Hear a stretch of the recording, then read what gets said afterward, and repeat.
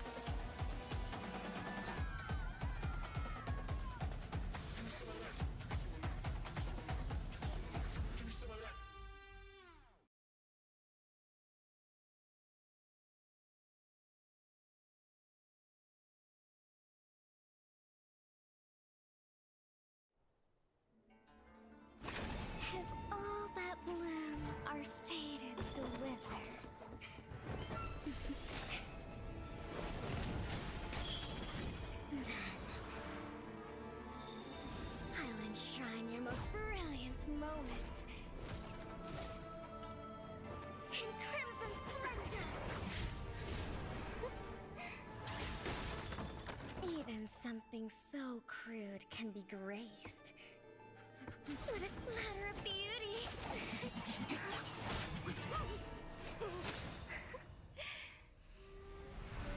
I'll get you out!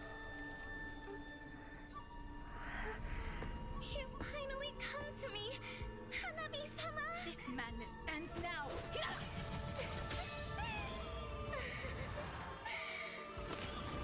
At last, I'm shivering with excitement!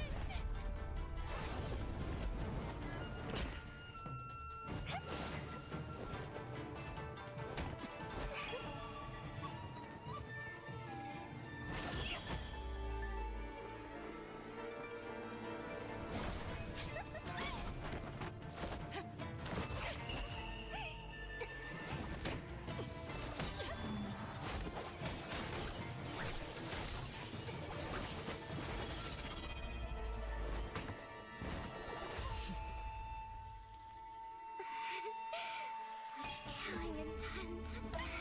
Does this mean Hanabi-sama finally understands Hinata?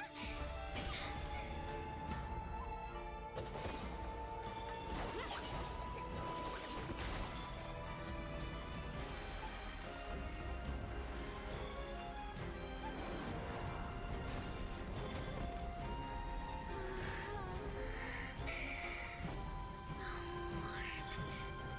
So beautiful.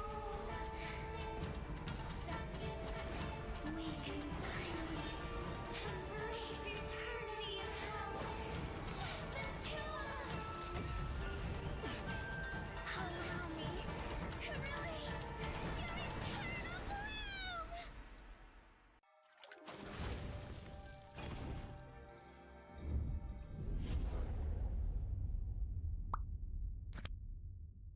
The human body was built to move.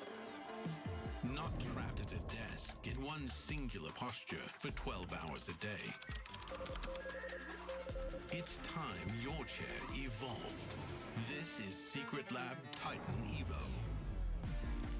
Ergonomically engineered for you, gamers, hybrid workers, artists, backing your every move.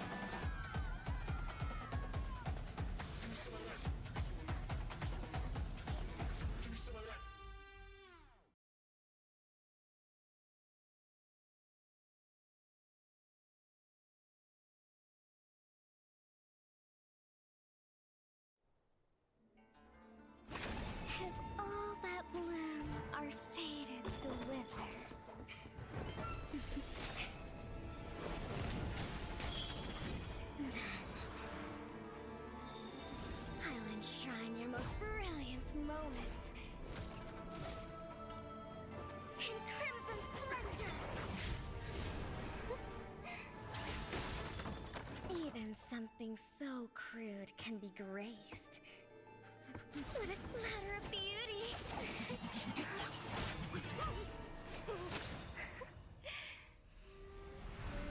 I'll get you out! You finally come to me, Hanabi-sama! This madness ends now!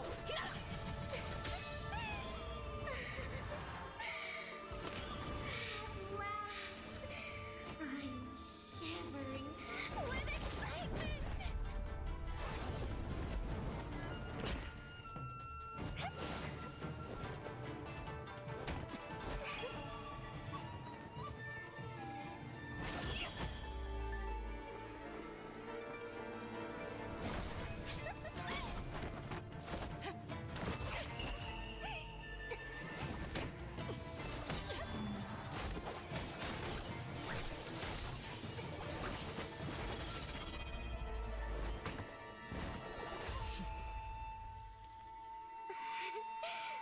Such killing intent. Does this mean Hanabi-sama finally understands Hinata?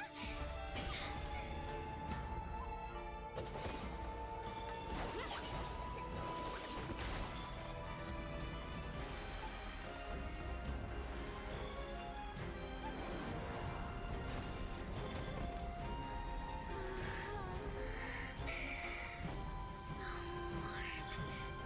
So beautiful. We can finally embrace eternity in hell. Just the two of us.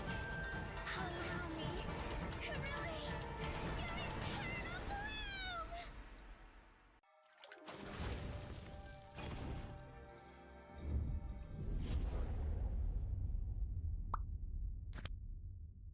The human body was built to move.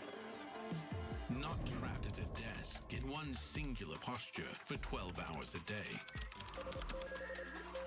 It's time your chair evolved. This is Secret Lab Titan Evo.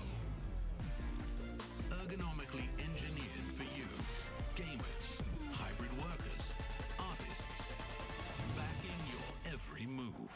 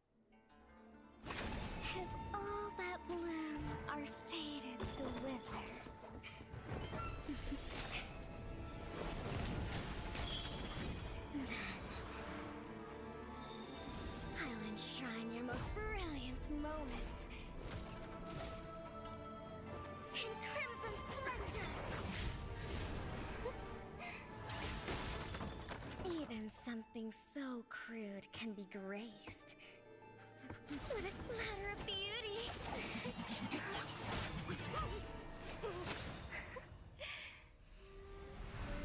I'll get you out!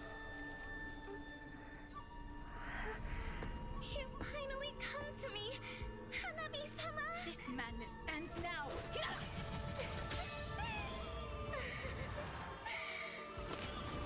At last, I'm shivering with excitement!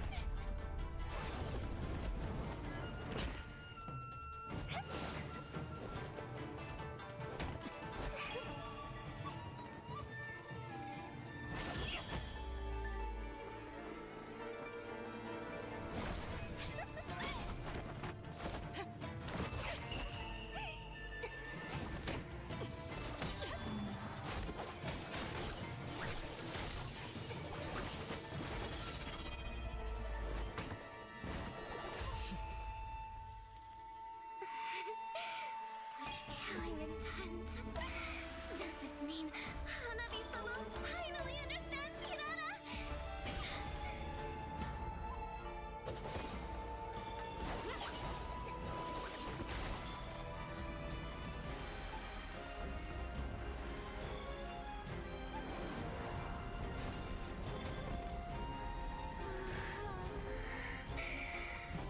So warm. So beautiful. We can finally embrace eternity in hell. Just the two of us. Allow me to release your eternal bloom.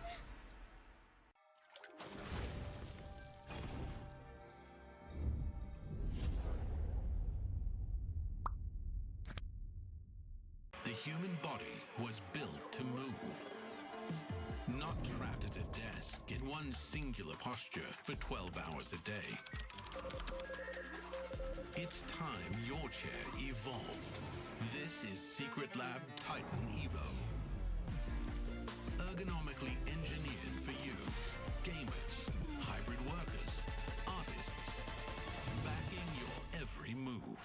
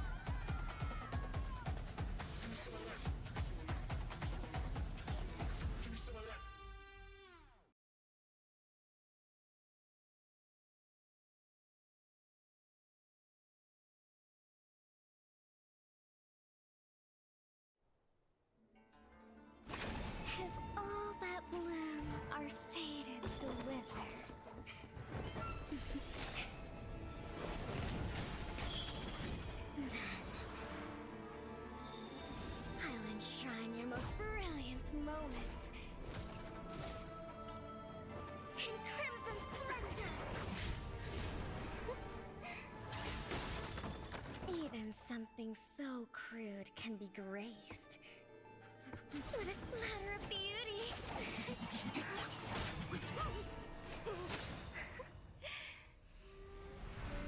I'll get you out! You finally come to me, Hanabi-sama! This madness ends now.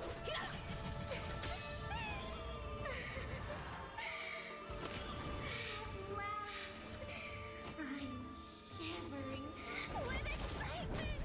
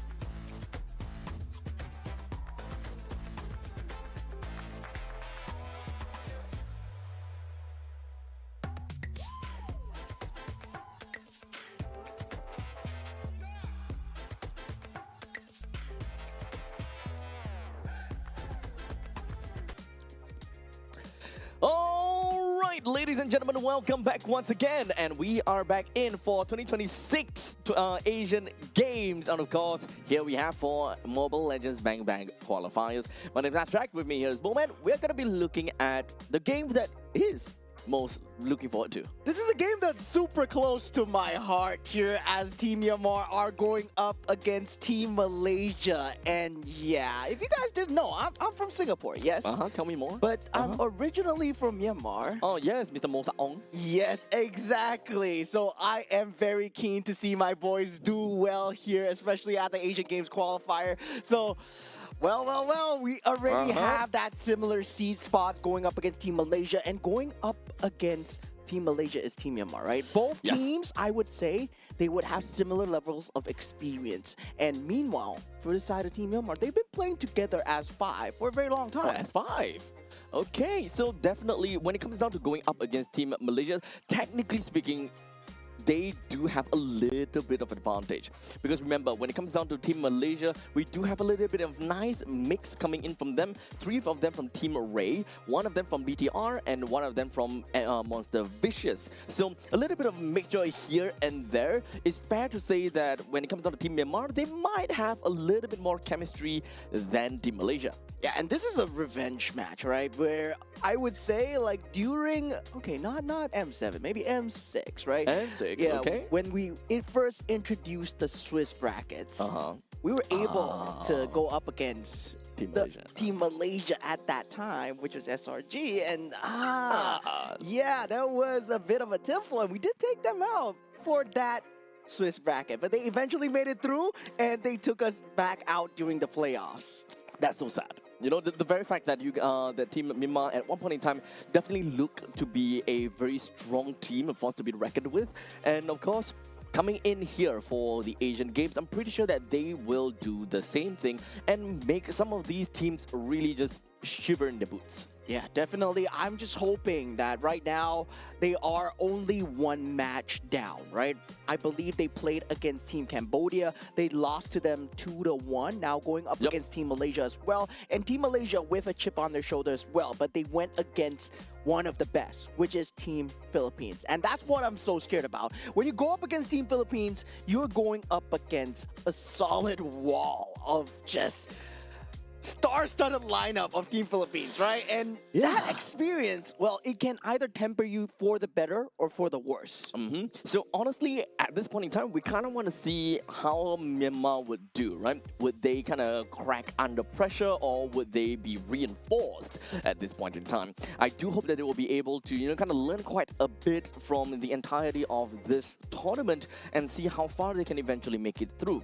Because when it comes down to Group A, I think it's relatively fair to say that Team Myanmar can definitely look like one of the stronger teams to be one of the top 5.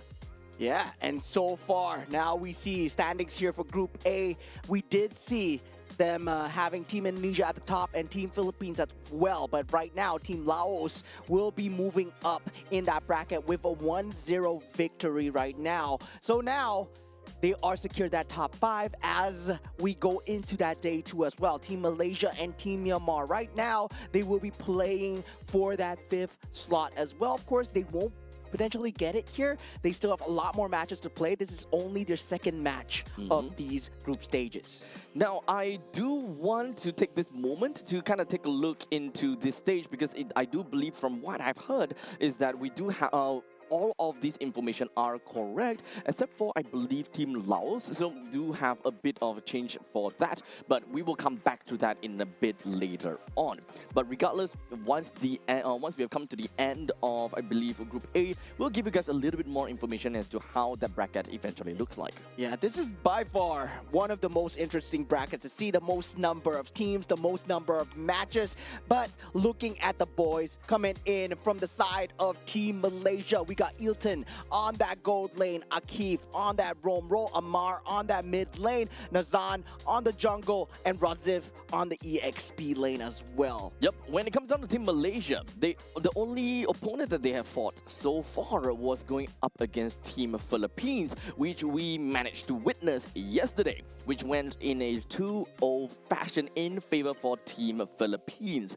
Definitely, it's going to be a tough game for Team Malaysia, and I'm pretty sure that they will want to come back stronger from that game by going up against Team Myanmar. Perhaps they will want to use this game as a way to, pump up the morale. Yeah, second time on this stage here. They do have their in-game monikers, but of course now shedding their in-game monikers coming in as the government-given names, and Team Malaysia as well. I mean, Team Myanmar as well, right? They will have their own monikers, I believe. All of these guys, they have international experience, but when we head into Asian Games qualifiers here, you wear a different jersey. You're no longer representing your organization. You're representing your region, and this is why it is so important for them. And of course, when it comes down to Team Myanmar, I'm not gonna try because I'm gonna just leave it over to my fellow Burmese friend here. All right, on that gold lane, we have Shine Lin Ao, and on the roam role, we have Cho Tuya, and on the mid role, we have Myo Min, and also on that jungle role, we have Han Tu Sui, and on the EXP role, we have Hein Te U.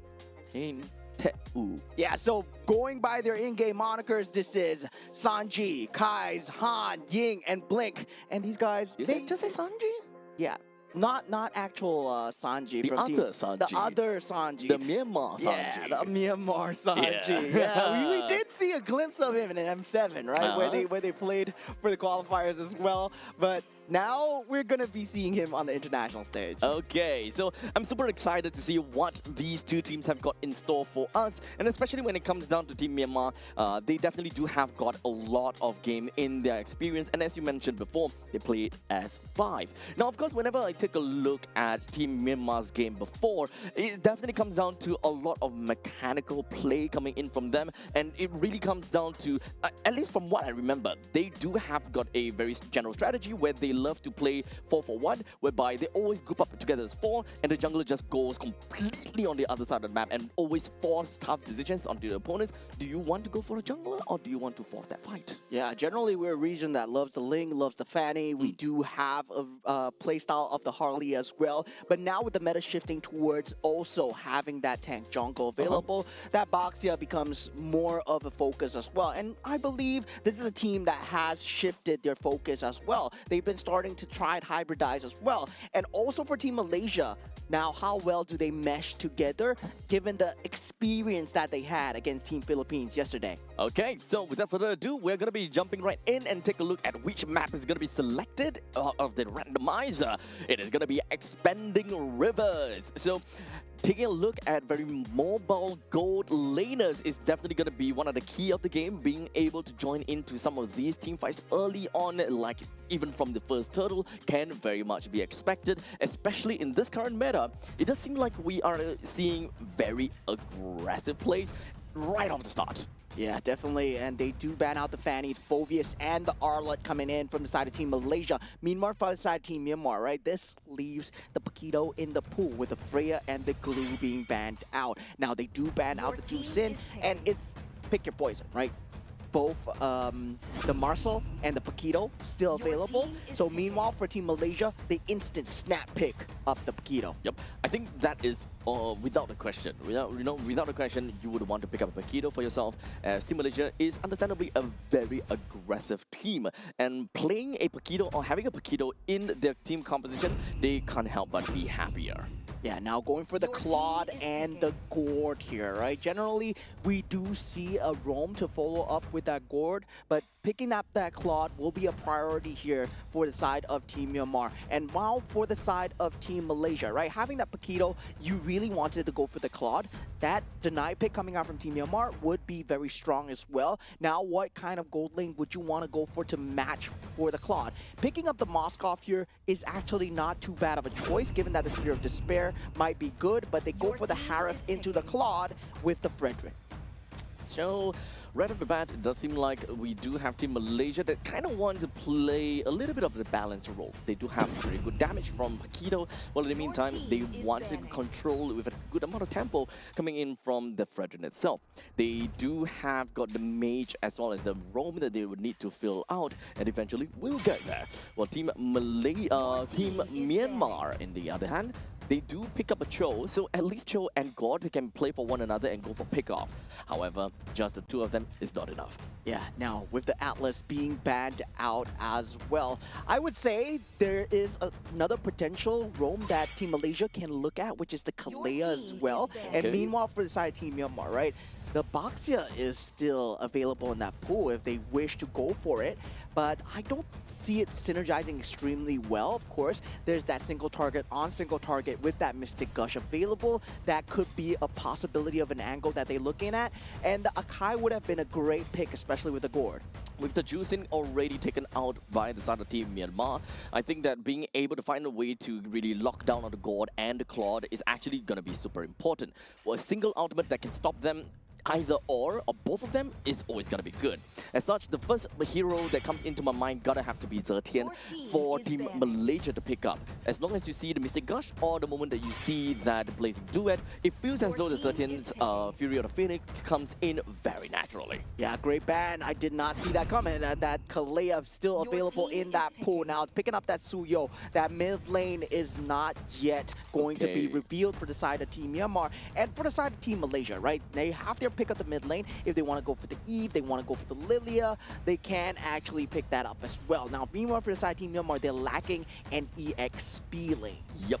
So at this point, the information that they have from the side of Team Malaysia is it is going to be a Paquito XP. If they do want to play on that route, then the fact that they are looking at Harith versus Claude, right? So they will want to put some advances or put some resources down to over to the gold lane. So as much as possible, their XP laner needs to be someone that is either number one being able to hold its own against Paquito, or being able to have a decent amount of lane priority to clear wave together with Paquito and then move out together. Yeah, Team Malaysia, they go for a very good front to back. I would say Eve having that box available and also that Khalid able to fight with that Raging Sandstorm. But the problem is, right, where is the catch coming from Team Malaysia, right? There is a very little form of catch where you can't exactly force out the team fight. Only the Fredrin with the taunt needs to be that first line of attack. And if Team Myanmar can identify that, they can play around it extremely well. So at least when it comes down to mobility, I think that Team Malaysia have got a decent mobility to catch up to the Khalid in the event he goes for Raging Sandstorm plus that Flicker.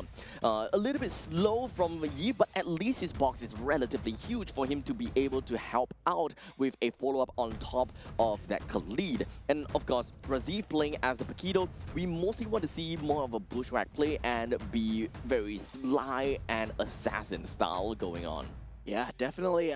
I would say both sides having great drafts when you go into the game, and it'll all go down in the land of Dawn here as we go into the first game of Team Malaysia versus Team Myanmar. Both equally seeded in terms of the group stages right now.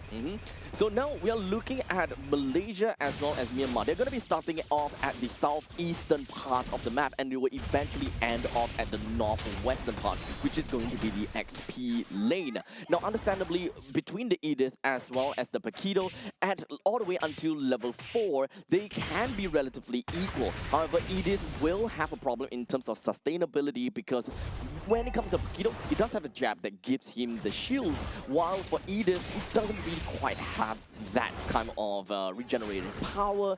All he has is really good amount of crowd control. That's pretty much all. Yeah, really, that's a lot of crowd control, though, for side Team Malaysia. Team Myanmar, they need to be wary of these team fight capabilities, right? For them, it's more of a burst and pick kind of play style. They do have that Primal Wrath coming out from the side of Edith, but it's not going to be too big of a factor without the farm that is needed. Now, already Akif on that job, able to feel out where the Suyo is. And for the side of Team Myanmar, now they're playing the defense side, they will be able to take out the orange buff. It does seem like very interesting that Shine is actually doing a pretty good job against Ilton. He managed to put him down to a low amount of HP. But speaking of that, speaking of which, right, talking about the gold laners, Shine is actually using Flicker. Yeah, so that is going to be a flicker coming in for the side of Claude. It is actually a very good skill, right? You know that there's no definite catch coming out from the side of Team Malaysia. You don't really need the Purify just for an RWM. Well, you can potentially just have a later timing for the Blazing Duet, but we are going to have to see how he positions himself. If he can move toward the back line and force out that RWM into that Blazing Duet, he's going to have a great time. It's going to be a very reactive gameplay for Shine. He believes that, okay, I don't need Purify, I can just either flicker away or I can just BMI out. And now with that first turtle being on that spot, Nazan does get that first pick. That Suyo not having that timing into that turtle fight. And Team Myanmar chooses not to take that and not getting a lot of macro going their way as well. Shine Lin Aon does manage to get a bit of damage on that bottom lane, but the first blood has been picked up with the RWM onto Myo Min on that mid roll. Really good layering coming in from Team Malaysia. Is just a matter of milliseconds for Team Myanmar to really want to react to that. Didn't even give any time for Myo-Mi to just kind of flicker away. Yeah, now with the Damon's Force being popped out as well, Blazing Duet is available here, but Shanglin Ao needs to play extremely safe here. Now, Tu Shui, he does have the ability to go in, but now being forced out from Akif as well. Mystic Gush does come through from Yomin. It's not going to be enough here as Team Malaysia. They just go for the clean disengage. Very nice. Team Malaysia at this point in time, they do have a slight bit of lead on top of Team Myanmar. Just a shy bit of 1,000 gold. Not going to be that big of a situation right now. But here we go. Take a look. Razif does come in, but clean reactions coming out from the side of the Suyo player as well. Now with the Damon's Force being popped on the bottom, does not matter too much here. Skirmish will be here at the orange buff here. The jump up from Akif into that raging sandstorm, and he does find that clean cut kills. Team Myanmar, 2 members down so far. Team Malaysia, they invade successfully. Very aggressive plays from Team Malaysia, and right now Tusue doesn't seem like he's able to do too much because currently only at level 5 as compared to Nazan right now level 7 as a Fredrin. So Team Malaysia, they do have a very good control over the map at this point in time. Is very likely due to the fact that, you know, Team Myanmar, they kind of seem like they are having a little bit of difficulty trying to control out the middle lane to a certain extent. Yeah, consistently popping out the Damon's Force to the bottom side as well, not giving the macro advantage while this is going on, right? They want to take the team fight and get the macro. No, you're not going to get the best of both worlds here. Team Malaysia just slamming their foot down. Now they will have that second turtle available, but this time that Way of the Dragon is available, and they gotta watch out for that. A lot of ultimates is currently still available, and in fact, Team Malaysia has just refreshed all of their cooldowns. Every single one of them can be part of this game. The ultimate economy so far looks pretty darn good for Team Malaysia, and if they ever want to jump right in, they absolutely can. And now we do see that bottom lane. Nobody's rotating in, and Ilton will be going in. But Akif does have that Raging Sandstorm towards the back. Myo-Min in a lot of trouble here, but RWM in the back line, keeping the rest of Team Myanmar locked up as Team Malaysia. They get 2 for nothing and the turtle as well. Great early game start for them so far. Unfortunately, Akif did not manage to get a kill down on the Myo-Min, but the main thing is being able to lock Myo-Min out of that team fight due to the fact that it is a turtle fight after all. The moment that God is out, one of the main damage dealers of Team Myanmar is going to be out of commission, and Team Malaysia, none of them will die. Yeah, Flicker being forced out in the side of the gold lane here. Macro advantage also not going the way. The recovery here not going Team Myanmar's way at all. 3,000 gold advantage coming out from side Team Malaysia. And they're going to keep up the pressure with the top, mid, and bottom tier 1 all going to be going down soon. Team Malaysia, they definitely do have a very good grasp of this current game, with a total of 3,700 gold lead on top of Team Myanmar. They're constantly just going to be putting themselves right in the face of Team Myanmar, as you can see from Akif. He's always showing himself, and he's always trying to give information to the team. Yeah, they are doing a great job of keeping vision onto the Suyo. Team Malaysia, Akif, especially onto Han Tu Shui, where this Suyo, he has unable to find any sort of momentum at all. Yep. At this point, he needs to be able to find a way to get himself out of this ditch, right? Because Team Malaysia, they are very aggressive, and Team Myanmar, honestly, I think that the main thing that they want to look for is to play bushwhack and kind of snipe out the back lines. The only one that can realistically go down maybe is going to be the Keto, because he's very powerful in terms of firepower. The moment that he runs out of these skills, that is the point in time where where Han Tu Sui would be able to find some of these advantages or these windows to play around. Yeah, and now with the Way of the Dragon not being available as well, they know that Flicker is down for the side of Claude. They push the issue here. Conceal already being used here. They still have Flickers on the side of Team Malaysia. They're waiting to pounce for a slight positioning error for the side of Team Myanmar. And now they will want to take this turn as well. The thing is, for Team Myanmar, they can play pick-off. This is kind of what they are wanting to do, right? As long as for Kyotuya is able to find a good kick onto someone, literally onto anyone, I feel, then the Mystic Gush can come in and followed by a good execution from Tu Sui, then it should be fine. Yeah, now with the rest of the team falling in Team Malaysia, they might want not to overextend here. Great knockup from the Earth Shatter so far, but Mr. Gush not coming through as Akif does find the damage onto the Gourd, and 2 members already down for the side of Team Malaysia. And now Team Myanmar, they answer back with 1 kill of their own. Unfortunately, the fight did not start off great because the Way of the Dragon from Tuyat just did not land correctly. It did kick onto Amar, yes, however, not in the direction that you wanted it to go. So that is one of their main win condition, or rather their main game plan already thrown into the gutter. And from this point on, they need to look at how Tet U comes in with the onwards plus the Earth Shatter. That is if he's able to layer those in. Yeah, so far, Jia Tuya doing a good job of trying to keep up the vision with that 1 death so far, not letting the chip affect his shoulder as he does go on for more. But 5,000 gold advantage coming in from the side of Team Malaysia at this point, right? Diving in this tier 2 turret, very good idea if they can especially take out the Gourd first. But that counter kill onto Akif means a comeback recovery for Team Myanmar. But still, 5,000 gold ahead, it's a long ways away. Hardly any form of recovery, but here we go. The conceal play right over to middle lane. They found one. Yeah, Jaw in a lot of trouble as he gets instantly shut down. And that's what you want to do from the side of Team Malaysia, right? Make sure the Cho is unable to start these fights. Make sure that the flicker is consistently used. The good thing here is that Jaw did not use the flicker at all. So at least for Team Myanmar, they're looking for those opportunities. The Lord is definitely going to be coming out. So at least for Tuya, he understands that, okay, we're just going to be playing it still. He may die a couple of times, in fact, 2 times only. So he'll want to open things up and wait for the prime opportunity to go in for a nice Way of the Dragon. As long as he gets one good one, there is a possibility the Team Myanmar will be able to take away with a good amount of trades. Yeah, Team Malaysia so far very dominant throughout the entire map. They will have that Zaman's Force available together with that taunt capability. This team fight for them is going strong. And Team Myanmar, they have not been able to find a pick-off so far. They need to pick and burst, right? That's their entire crucifixion of that lineup. And that fixation is not going to find them any opening at all. That all said, the Lord will go down and it will be marching down to the middle lane. Do take note that the only turret that is available is all the way up in the northern side. And as long as Team Malaysia is able to get more than that outer turret and being able to touch more of these inner turret, this is going to be great for Team Malaysia. And they will be able to get quite a lot of advantage just from a single Lord. Yeah, the lack of frontliners here as Edith will be that only source of damage. So coming in from the side of Team Myanmar, they have no one to frontline. They still have holy defenses available. But look at that, Han Tu Sui getting caught here. But he is a Suyo, able to get out. And Amar, oh, very premature. yeah, flickers away.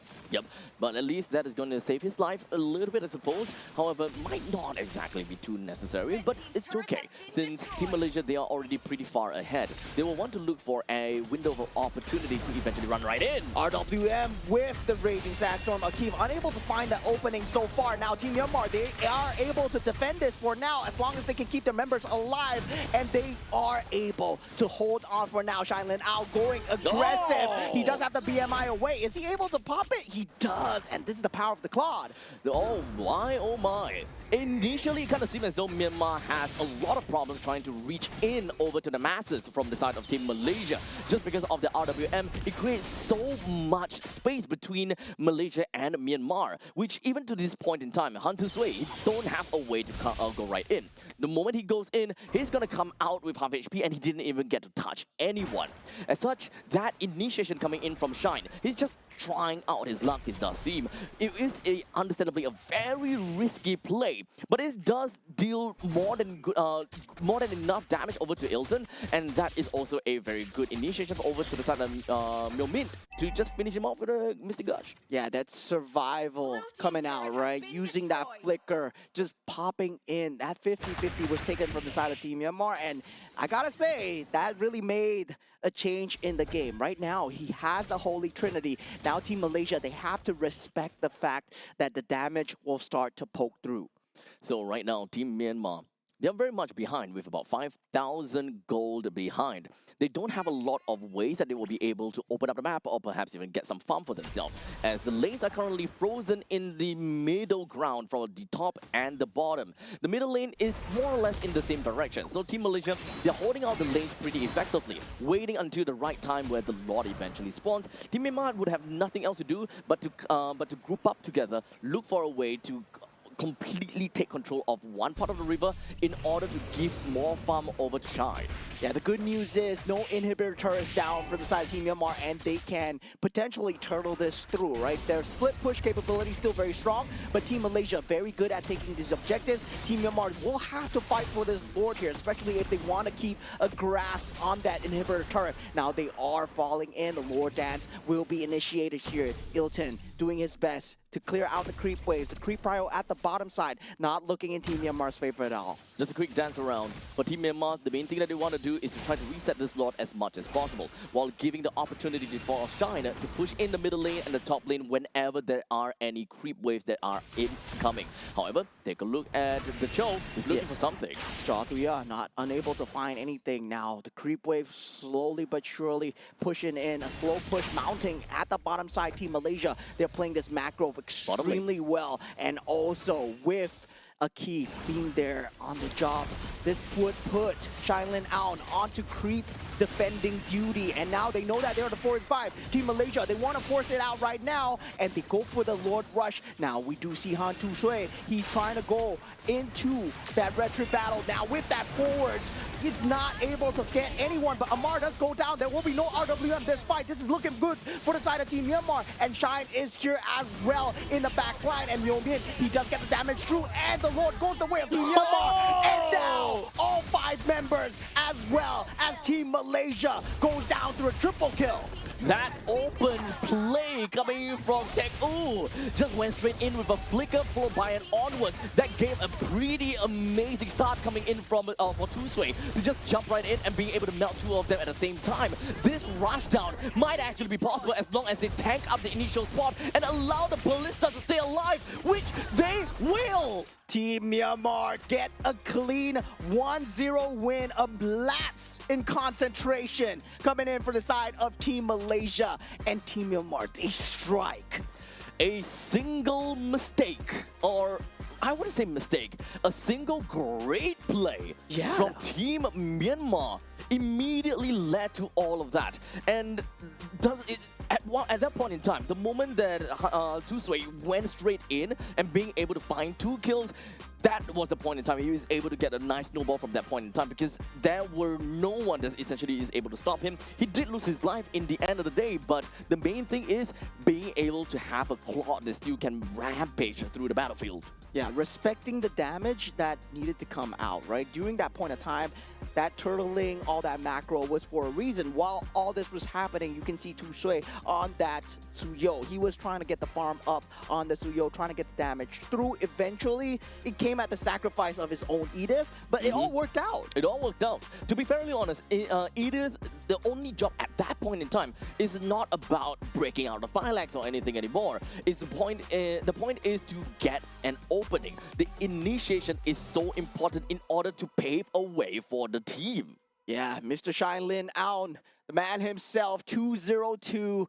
727 GPM, MVP of the game. He held on extremely well. That little micro adjustment to put up that flicker, going for that flicker play into the Harif at that point was just so well done. Honestly, amazing job. Even though it's just 0-2 and Team Myanmar didn't even have a lot of kills, to be fair, it doesn't really quite matter because they won the game and that's what is important. Yeah, definitely. 10-8. You can see Team Malaysia leading in terms of that kill counter, right? Receive was a problem that they could not deal with, and they were like, yeah, let's leave it to a later date. Our problem now is to get the farm on the Claude as much as possible. And this is a situation, once again, the Claude from behind, right? This is a hero to be respected. This is something that only a Claude can do. And currently, I feel this is why he's so strong in the meta. So honestly, Team Myanmar, they did whatever that they could at best, and of course found the opportunity onto Yves. Having the Yves not having the box, you know, the RWM, is such a big thing, right? Because we saw multiple times when Team Malaysia was literally knocking on the doors of Team Myanmar, a single box completely breaks away Team Myanmar's advancements, and they don't have a means, to just rush right in. And Ted Wu saw the opportunity, went right in before Amar had the opportunity to just open up the box. And from that point on, the whole team just crumbles. Yeah, Ta'u, man, that man going in with the onwards during that period of time, that was the pure genius play coming through. If you look at paper, if you look on the stat board, Team Malaysia, they were all but set to take that Lord, but that wild card play, them taking the 50-50s, this is what makes Team Myanmar, I feel, right? They're willing to take these fights, they're willing to take these small little adjustments and push things into the favor, even when there's 6,000, 7,000 go down. There is so much things that happen within a very short span of time, right? This fight is essentially split into two all the way through, and they had their own specific jobs that they needed to fulfill in that short span of time. And this is actually a point in time where it actually worked out for Team Myanmar when they man-marked someone. And that marker worked out pretty amazingly, and by that point in time, they managed to burst down that Fredrin, they managed to burst down the Yves. Most of that front line plus the utility is already gone. You do have a damage dealer coming in from the side of Ilton, and at that point, he may have full HP. He does have his summon force, but to be fair, the entire team would just collapse onto you, and there's really nothing much that you could do. Yeah, and that's just great concentration coming up in from these players as well. Team Malaysia, I would say, at the end, they forgot that RWM was the key factor that they were winning these team fights, right? That box, very important in locking key players, especially the Cho up. And without that capability, when he positioned himself slightly in front, Team Myanmar, they saw that chance. Yep, it was a split-second decision that they had to make. And to be fair though, there was actually not much of a reason for Amar to rotate all the way to the northern part of the Turtle's Pit. He just had to be behind of the Fredrin throughout the entire time, because they even have got a Keith that is hovering around in the southern side. The only reason why he made his way up to the northern side is because of, well, Paquito. However, Paquito is actually playing more of an assassination style kind of gameplay. Doesn't really quite require too much support in this case. Yeah, they were feeling the gold advantage, right? Yep. When they felt the gold advantage, at that point, I can understand the decision making coming out It from was the side of Team 5,000 Malaysia. gold advantage, by the way. Yeah, they were understanding it because they wanted to use the box with the Paquito to just prevent any form of entryway. But the entryway came on to Amar. Yep. And yeah, that was just pure decision-making genius right there. Now going into game 2, right? Feels like both teams, they got a good feel of each other right now. Team Malaysia, sadly, down 1 point, but still they played an amazing game. They were just so ahead, and with that, hopefully, their mental is still intact. Yep, I'm pretty sure that they will be able to bounce back strongly from this point in time, because I'm pretty sure that Team Malaysia, they're pretty well tempered. You know, they have went through so much, and they have played a lot of MLBB as well. So I have great hopes for them. Pretty sure that that is not going to let them down. Yeah, MLBB is indeed a hard MPL to play. And now, with the ban stages coming through, we have the Phobius, the Fanny, and the Arlott being taken out from inside Team Malaysia. Team Myanmar, they choose to ban out the Freya and also the Glue. And this time, they're saying, go for it. Go for the Paquito once again, right? We've dealt with it in game 1. We're going to deal with it again. And yeah, I mean, letting it out. I mean, Team Myanmar, that's just pure confidence right there. Okay. But this time, Team Myanmar have decided to steal away that Fredrin away from the hands of Team Malaysia and double down with a gourd as well. Oh, this is not good. Team Malaysia is just going to pick up the Claude for themselves. Claude Paquito, might be a lapse in draft here. There's Harif as well. Yeah. There is a Harif that's available. And I think that Team Malaysia might actually want to go towards that certain direction though. Having a Paquito plus the Harif, they can actually play a very aggressive setup coming for themselves. And oh, they actually went for the Claude and now with an Akai. Your team is Yeah, now it's a very different lineup, right? A Paquito with a Harif versus a Paquito with a Claude. Now, Team Myanmar, they go for a Moskov here, and I really respect this, right? Generally, when you see a Claude being picked up, you want to go for the Moskov because you have slight bit better entryway into the team fight, especially if you land the SOD, you land the Spirit Destruction, you're always one member up. And that's that advantage you have going as a Moskov, but you gotta land it. You have to let it. I think that is the main caveat in order for you to do these kind of cross-map plays and have global presence. Landing the SOD is not easy. Let's remember that. Is a long way ahead for a Moskov to land that in, and of course projectile speed it definitely needs to be remembered. So we'll see how that is gonna go. For Team Malaysia, they're lacking of a single roamer and a mid laner, while for Team Myanmar, they are looking at a roamer and an XP. So both sides, they're lacking of roam. They're gonna have to ban that out and try to whittle down the pool as much as possible because Team Myanmar, they do have got the first pick into the second phase, so they can actually snap pick any roamer that is left over. Yeah, and surprisingly, Team Myanmar choose to stay on that second pick, right? Because they did have that choice to jump over, they did not, and they are staying on that second pick as well. So now for the side of Team Malaysia, they do ban out the Yuzong, and the Yve will be the ban of choice coming out from the side of Team Myanmar. So both the Zusin and the Yve not available to deal with the Gord's lane pressure now. Lilia is still there. They can actually use it well though. Paquito, Claude, Lilia, that is a very, very good individualistic lineup. So now Myanmar, they're gonna have to accept that the god needs to be paired with someone that is, relatively decent when it comes down to clearing out the waves, or at least be strong enough to kind of force the members from Team Malaysia away. They have decided to pick up Uranus in this case, so a little bit of proxying work, which can definitely come out to be relatively strong if you think about it. Because right now, the only one that they can see is an Akai. Akai doesn't necessarily seem very strong in terms of rotational speed, but now the ball is onto the court of Malaysia. How do they want to deal with Uranus in order to ensure that this Uranus is always going to be kept in check? Put the Akai on the roam and pull out the Guinevere, right? Because the Guinevere is available. I mean, that's what I would do. But now for the side of Team Malaysia, well, do they go for that pick here? No, they go for the Kalea, the Lilia. Okay. Indeed, that would be a good individualistic play. And Kalea, yes, very good at locking down the Gord. That's what you need. Generally, we see a Kaja, maybe a Cho, and the Kalea as well. Yep.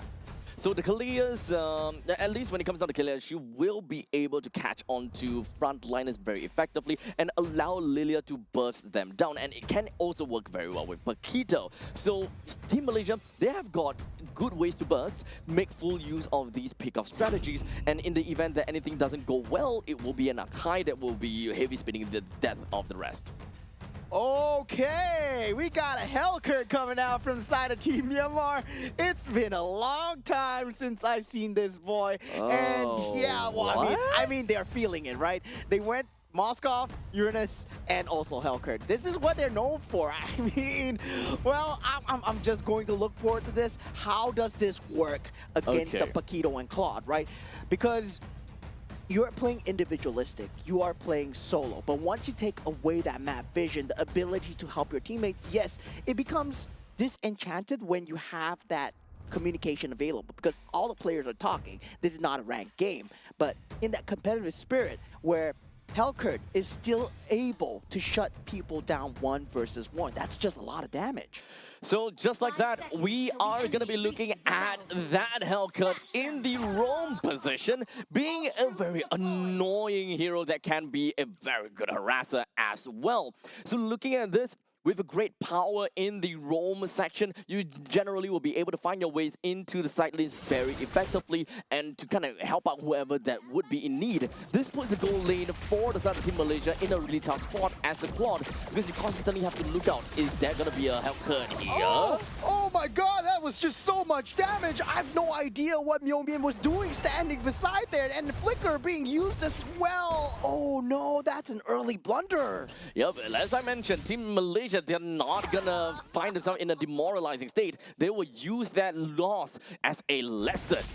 Yeah, definitely. And right now, already one member down so early, and that's a huge one as well. A lot of mid-prio loss, and mid-prio really decides the state of the game going into the middle stages as well. This first turtle not looking good as well. Now Razif will be the target of hate here as Jaw Tuya. He does manage to take out the Paquito, and this is why they picked up the Helker. Oh boy, great plays coming in. They did manage to get a very good lead on top of the Paquito right off the bat. Team Myanmar, they definitely know what they can do against Razif whenever he goes to play as this Paquito. So moving on forward here, that means that we can definitely expect that this Uranus will be able to do quite a number in the XP lane, and it should more or less be pretty open. We also need to remember that when it comes down to Team Malaysia, they don't have someone that have instant gratification to deal with this Uranus. You definitely can expect a heavy spin that pins this Uranus to the wall, but that is a lot of resources that will have to be wasted just to take a tank away. Yeah, very good usage of spacing now as Team Myanmar is starting to respect damage coming out from side of Team Malaysia. And with that, now having that first turtle up, they do get the recovery through with that kill onto the health crit as well. But Kalea going into the backline, heavy spin. Azad does get the first turtle for himself. Appraisal's wrap is there, but it's not enough as Han Tu Shui, he will go down in tandem as well. Team Myanmar, they cannot fight this as they have to get out. Tsunami Slam onto Jaw Tuya as he's trying to escape here. Mystic Gush being used. Razif, he will not be going down here, I feel. He does have the flicker, and Spear of Destruction is there though. 2-1 current scoreline, and Team Malaysia, they did manage to get the turtle for themselves with a nice little heavy spin to ensure that Nazan definitely will get that turtle for himself.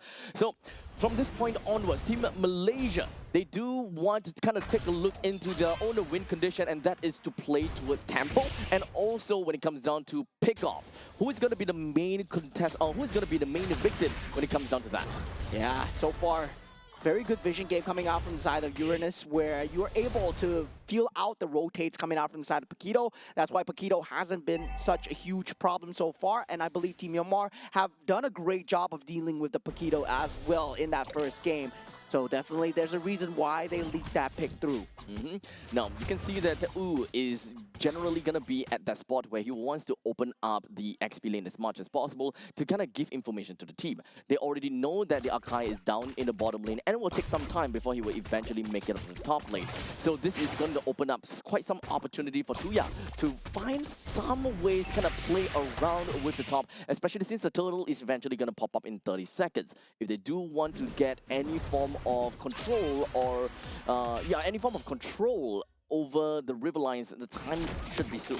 Yeah, I mean, I just don't see how this Helker is going to have the damage. Sure, he's going to have that pick-off capability. Sure, he's going to have that threat of that map presence. But once that mid-game is reached, right, when Akai is going to be heavy spinning the rest of the team, I don't see how he comes into the team fight as well. There's also a lack of utility from Team Myanmar the moment that we advance over to the later parts of the game.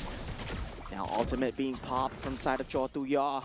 The Hellcurt is there, Spirit of Destruction lands, but the turtle will just be given for free to the side of Team Malaysia.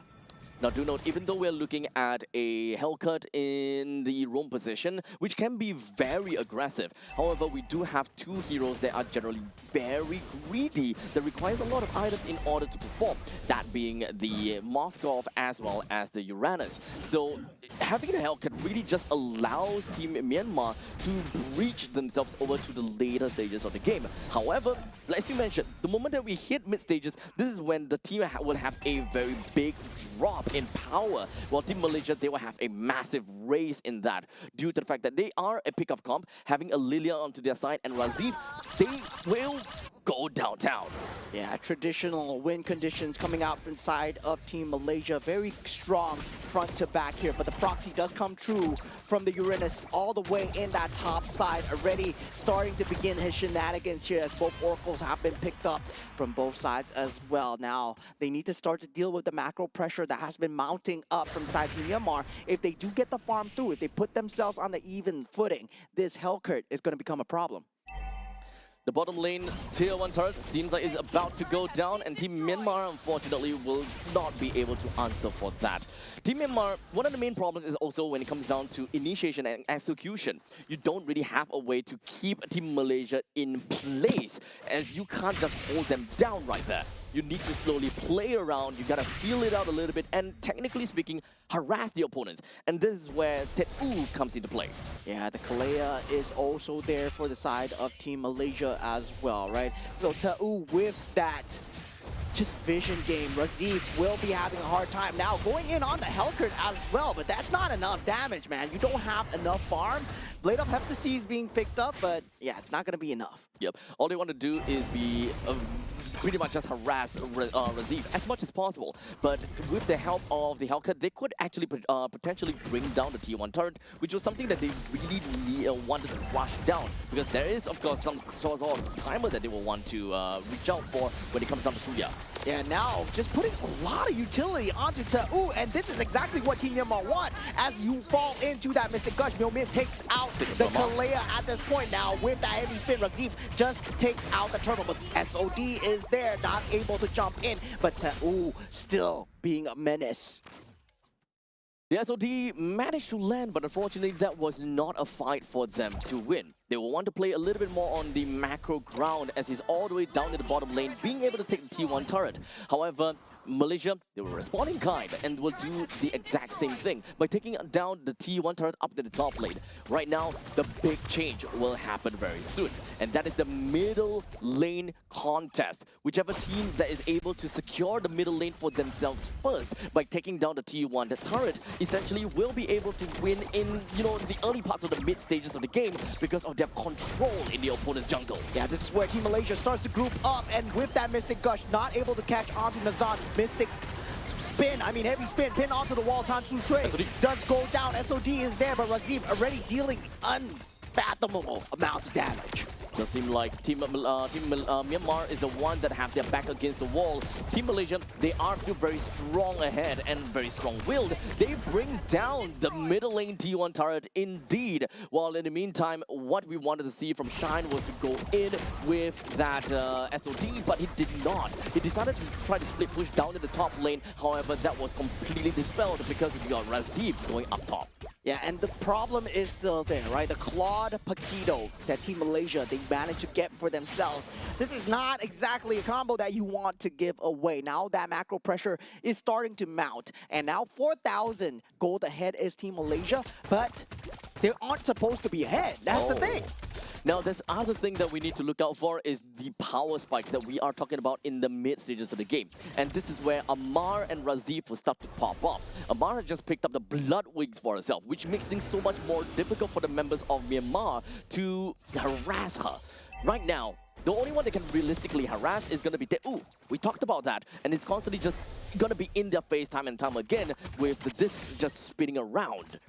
But with the Blood Wings, the movement speed coming in from Lilia will make things a little bit more difficult for the Uranus to do his job. Yeah, there's farm trying to be secured on the Hellcurt at the moment as Jotuya going in for the flank movement, but Tet-U falling extremely low. But he's a Uranus after all, ultimate being popped here, blazing wet. Tushui has to get out, Mystic Gush is not there, but Jotuya takes out a Kid, and this is huge. No Tsunami Slam being used so far, but no Mystic Gush is there, and Shailin out being taken out. That's a 1-for-1, but it's a gold laner for a roamer. Yep, it is definitely not a favorable trade for Team Myanmar, but the good thing is they did not get completely wiped out. They can still continue to go for a fight and try to repel this lot as much as possible, which is going to be marching in from the middle lane. This very first lot that marches in, the main thing that it wants to do is to take down every single one of these outer turrets. Team Malaysia can still look into playing into the mid stages of the game, which is the timer from now until somewhere about 16 minutes. The moment that they have got got a larger income gap between them and Myanmar, the longer that they can kind of drag the game out to 17 or to 18 minutes even. Yeah, they're playing an extremely dangerous game here. Team Myanmar getting tsunami slammed in the back line, and Tu Sui, he's falling extremely low. Mr. Gush used to defend here. Heavy spin comes through from the side of Nazan just to try and disengage. Now he does have that SOD to pop away, and very clean disengage coming out from the side of Team Malaysia, despite being forced into that position. Now, with the holy defense being popped here, Team Malaysia, they were trying to go for inhibitor turret damage, and this looks very familiar, right? Team Myanmar holding on to the inhibitor turrets, but this time, the Claude is on the other foot. Not too big of a damage over to the side of Team Myanmar, to be fairly honest. The whole defense would have went down at the 12 minutes mark either way, which will be happening in, which will reach that within 1 minute mark. So right now, the main thing that we want to look out for is just how online are some of these players. So let's take a look so far. Ilton have already got a total of 41,000 damage dealt by from him alone. So it's relatively fair to say that he has got the 3 items that he needs in order to go absolutely ham. But speaking of items, there we go. The 3 items from the side of Claude. And of course, we talk about Lilia. And now with that, they want to go on to Ooh, and this is not exactly a prime target of the choice, right? Nope. You see the Paquito with the most amount of damage coming in. Yes, it's not going to be able to do anything to Uranus at all. And Team Myanmar, as long as they can keep this up, as long as they can make sure Ta'u is that first point of contact, they can essentially inch their way back. Now, our eyes definitely will be on to the side of Tuya. What is going to be his role in this fight? He will not be able to give any form of utility, so the best thing that he can do is to look out for any form of opportunities to go for quick kills or quick assassinations. At this current state, it does definitely seem like he is going to be looking out for Amar because of that Execute. Execute is undoubtedly very strong against a Lilia in the event that the Lilia just go ahead and Black Shoes trying to min-max the amount of damage she can receive throughout the entire time. So as long as Amar is constantly away from the main team fights and has to look out to be really careful, or he needs a lot of support coming in from either Nazan or Akif. Yeah, Lord is now up for the taking here, 12 minutes into the game. Now, with the creep priority going towards Myanmar's way on the bottom side, and also Jaw Thuya showing himself on that top side as well. But the farm is being funneled extremely well into the Hellcurt. Then Team Malaysia burst it down before Jaw Thuya convenes and joins his team. We also need to remember the way that Team Myanmar usually play. But hold a second, take a look. Yeah, heavy spin being used here, just being forced out with that Mystic Gush. It's just going to be a trade of utilities, but we do see good movement from Razid to feel out where Jaw Thuya is. Now, with the rest of the team members here, Myanmar, they actually want to force this out, but Tu Sui is gone. They don't have the retribution here. And Team Myanmar, they're still jumping in. SOD has already been committed. They have to cut their losses here. Jaw Thuya is in, and he might be in no man's land here. He takes out Nazan, but at what cost? Jaw Thuya now running for the hills. He's not able to get out. Is he going to be getting out here? Oh my God, what a great escape. Ilton is there though, and with the rest of the team coming through, BMI is there. Oh man, what is this? This is some early bird gameplay, man. Oh man, still managing to just casually run away. It's really unfortunate right now, but we do have the Lord that will be marching into the middle lane, and that is the inhibitor turret that will eventually go down, and so will the bottom lane. Team Myanmar, they're lacking of shine, but he will be back in really soon. A quick little SOD should be able to bring him straight into the fight in the event that Team Myanmar will want to start things off first. Yeah, now once again, they have to be wary of Jaw Thuya's position, right? Right now, they're feeling the blood in the water so far. They need to wait for Nazan to reconvene with the rest of the team, and Team Myanmar, if they want to jump now, this positioning might be good for them, but they're still holding on. They're wary of the Lilia being in the back line, and Jaw Thuya has been snuffed out. Now, with Ta'u going in front, SOD is still an option to open up the team fight. We also need to remember the team of Malaysia. The way that they play is that they are not afraid of being in the front lines. That's why Ilton, as well as Amar, they don't mind being in the front lines and being the harassers. The reason why that is that there is no containment coming in from Team Myanmar to lock people down.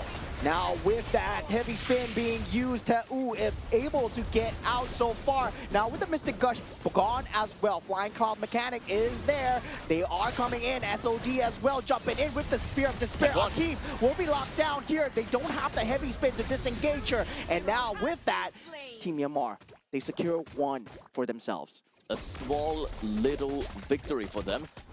being able to take away that Kalia might be able to allow them to take some of these money bags that are just standing around the lanes. The top lane and the middle lane T1 turret can definitely go down. But so far, Team Myanmar, they can look out for more of these opportunities of split push, which is something that Myanmar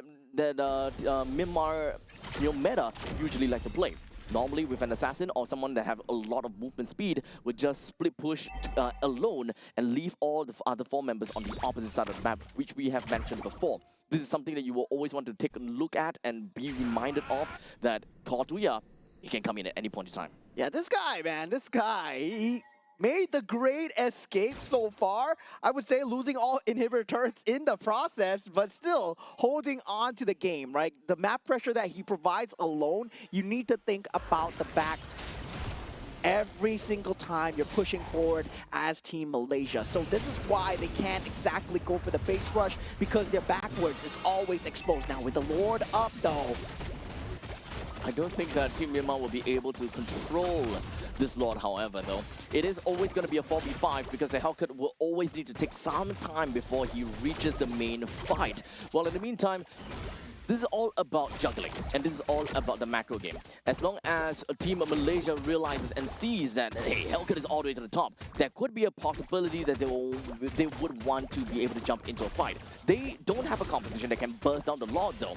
so they will want to prime this Lord as much as possible to burstable HP. yeah, Jotuya making his way here. The knockup coming through from the Lord here. Mystic Gush in that backline. Team Myanmar, this looks like a fight that's going well for them. Team Malaysia, they get the Lord. They're going to disengage her. They shouldn't be fighting this. Yep, so the Lord was primed indeed, and Malaysia was looking for an opportunity to eventually go in the moment that the darkness, the blanket, or the darkness clears up in here. But it doesn't seem like that opportunity came up. And that's why Team Malaysia, they have decided to focus down onto the Lord and look for a easier way to win, and that is to crash right in over the core. Yeah, so far they will have that super creep wave coming in on that mid side as well. Posturing for positions is going to be both teams here, and this is where Team Malaysia, they smell blood in the water here. As the Lord crashes down, they are trying to hold it in the front of the base here. The taunt coming through, but the heavy spin is there. Good positioning for the side Team Myanmar. Damage still coming through. Mystic Gush is available, but Eaton goes down, and Jotuya in that back line, dealing so much damage. Eventually gets shut down, but Shine Lin out. He's still alive. He's dealing so much damage with the Spear of Despair, and now Spear of Destruction does not land as Razif, he goes for a Hail Mary play, and they hold on for now. Team Myanmar still strong. Team Myanmar held it on because Jotuya, he manages to do his job, and that is to burst down Ilton. That's the main thing. That's the real thing that he needed to do. And from that point on, even though he would have to sacrifice his own life, Shine would just literally go downtown and get all these free hits. Yeah, I mean, Team Myanmar, they are not shy about giving up their own lives for the objective, right? In the previous game, we saw the Edith going in, and now Jotuya going on to Ilton, which is the main source of that physical damage onto the structures. And that is exactly what they needed to do to survive. So currently 18 minutes into this game, and we're looking at 51,000 total gold over to the side of Team Myanmar. So it is relatively fair to say that their items are all relatively maxed out, and we can definitely see that in a short little bit. But this instant replay recap is what we want to see. Take a look all the way from behind. The moment that you see the Hellcat connects all of the stingers is when you realize, oh, I've done it. Yeah, I mean, I done goofed up, right? And Jotuya behind. Well, right now, this Hellcat pick looking extremely good, but at the same time, right? The pressure is mounting to the side where they don't have inhibitor turrets. There is going to be constant creep wave pressure. But now Team Myanmar, they have much more breathing space, knowing that they can take down a lot of the members, especially Razif. He needs to be wary. He does have that immortality, but that one life is only going to get him so far. However, we also need to remember, right? Team Myanmar, they did manage to pull off an impeccable defense. However, they can't keep up with this forever. They need to find another opportunity like what they have did previously. And unfortunately, the ball is going to be on to Tuya. He needs to find something like that again onto Iman. or Ilton, or maybe onto Amar. One way or another, someone needs to die, and there must be a trade between the roamer and, you know, either the gold laner or the mid laner. I mean, now at this point, this Lord is something that both team members, they cannot give up, especially so for the side of Team Myanmar. This is an enhanced Lord. That damage reduction is there, so they cannot afford to give this up at all. But looking at the side of Team Malaysia, there is that creep wave coming through from the top side as well. There is that win-in possibility. Cha Tuya is there, popping the ultimate, but the tsunami slam into the Mystic Gush. Spear of Destruction is there as well. Spear of Despair is there. They're trying to hold on, Team Myanmar. They're fighting this 3v2. They do take out Akif and Razif. They finally take out the Lord for the side of Team Malaysia. But Team Myanmar, they hold on once again. That's fair. A roamer for another roamer and the XP laner. This is absolutely fair. However, that will also mean that Team Malaysia manages to take the Lord for themselves. We will eventually be marching in within 5 seconds from now. I love this game so much, man. I love this game so much. I gotta say, Team Myanmar, we are cockroaches so far. Look at that Spear of Despair onto Razif. If he went for that base turret there, it could have been bad, but that stun came out completely in the nick of time. That control only the Moskov, that was possible. Now, with that Lord marching in, they won't have Razif and Akif. Team Myanmar, they have a sliver of time with that play. They will have to chunk it down though. Now, Cha Tuya, he does have that ultimate available. Team Myanmar still posturing for position here, and now they have Ilton available. Flying Clouds coming in for the convene here. Spear of Destruction does go in, does not jump in here. Cha Tuya still dealing with the creep wave at the back, and this Lord is dealt with. Team Myanmar, they hold on, they breathe for now. The ball is once again back onto the court to Team Malaysia. They're pushing it right in, and there's a Mystic Gush that opens things up for Team Malaysia, or rather, opens things up for Team Myanmar. Now Malaysia, they can look for an opportunity now. Conceal play, Cha Tuya at the back, trying to find Ilton. He popped the Wind of Nature, he survived for it now. Now the base falling extremely low, Holy Crystal being picked up, and now with the creep wave, it's not there! Team Malaysia, they managed to tie things up 1-1. What a base race. Oh my, Team Malaysia literally just hanging on to that very thin thread. Anything could go wrong at that point in time. Ilton, he managed to survive from that, from all of that stingers, and being able to get himself the Wind of Nature out of there is undoubtedly super important as well. But regardless of all of that, that was still a very close game between Myanmar and Malaysia.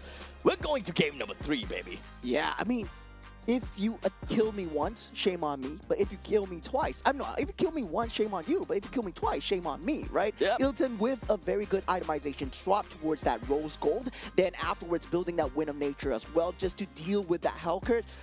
Came in so clutch. My hands are shaking right now.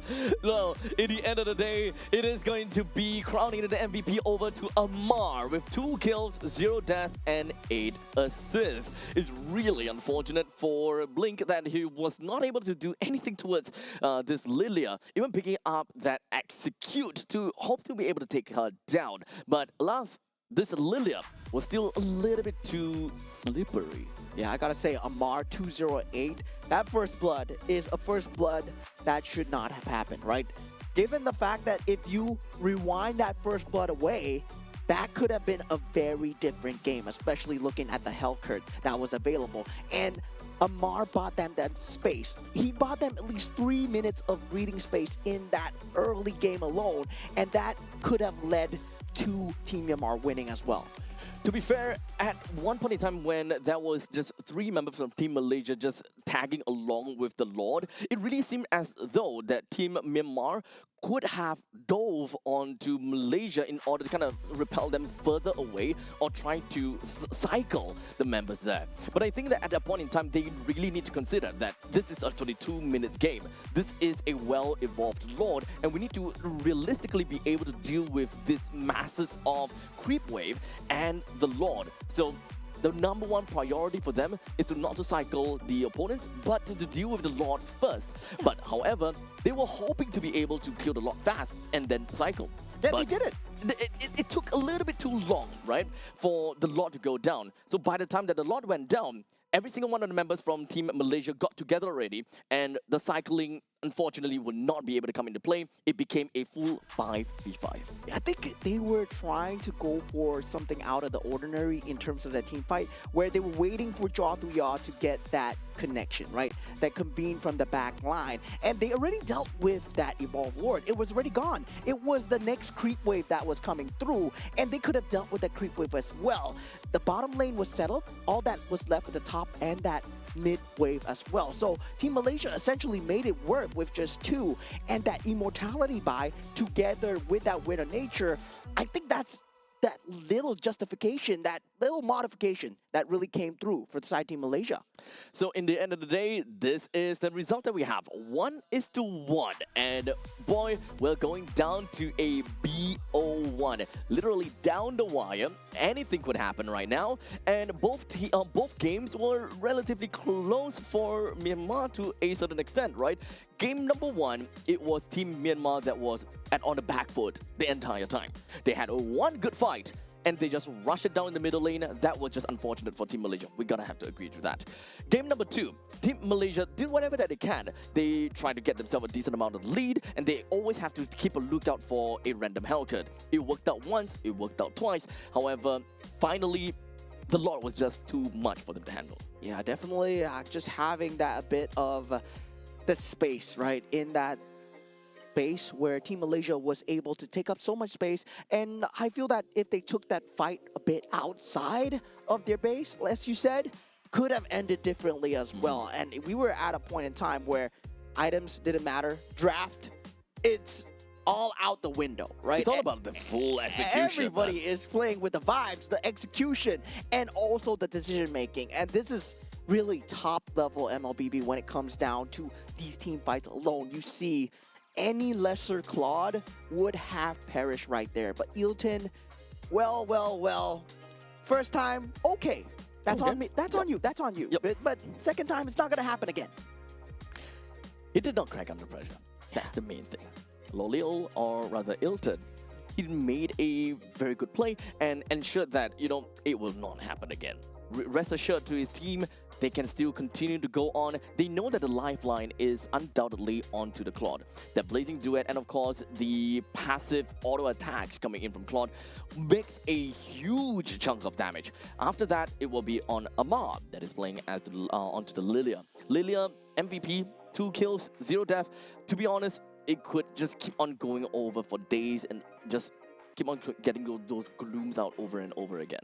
Yeah, I mean, that was twice as well, right? We saw the base rush down with the Paquito and the Spear of Destruction into the Spear of Despair into the own crystal. How many times have you used your own crystal as the target for the Spear of Despair as the Moskov? I believe even in a ranked game, there is very little chance that that happens. And oh my God, what a play that was. Both teams, thank you for a great game of MLBB.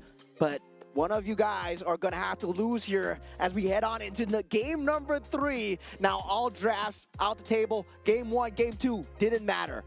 Game 3 is now the main thing here. There's only one game now.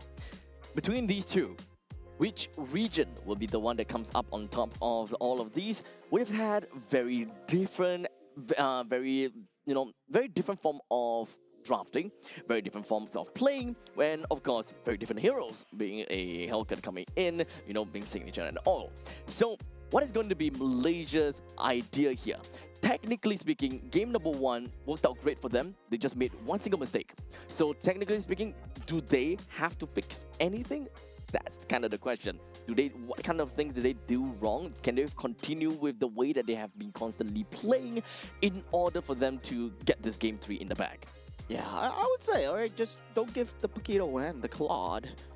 You want to give one? Yeah, sure. That was game 1, right? But you give both the Paquito and the Claude? Well, yeah. That Hellcat, I gotta say, it's a wild card for now. But I'm pretty sure now, Team Malaysia, they know how to play against the Hellcat. It's not gonna happen twice in a row. Not at all. In fact, when it comes down to this kind of niche pick, or what we'll like to say an X Factor pick coming in from Team Myanmar, these kind of picks are supposed to win them the game. It's supposed to be that cheese pick that gives the opponent a run of just give the opponent such a big shock that they don't know how to deal with it. However, Team Malaysia, they dealt with it very nicely. They knew exactly what the Hellcat's role is, what does he need to do, and ultimately they reacted accordingly. They positioned themselves differently, they itemized differently in order to ensure that they go to game number 3.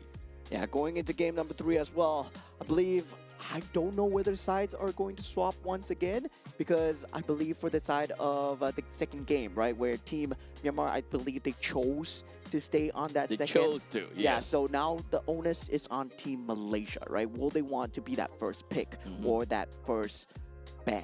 Actually, wait, maybe it was Team Malaysia that chose because they lost game 1. Oh, yeah. Yeah, Malaysia lost game 1, so they chose to be on first pick, second pick, first pick, first ban. So now, Team Myanmar lost, so there is a chance that they will want to kind of switch over. Well, we'll see if whether that is going to be the case or not.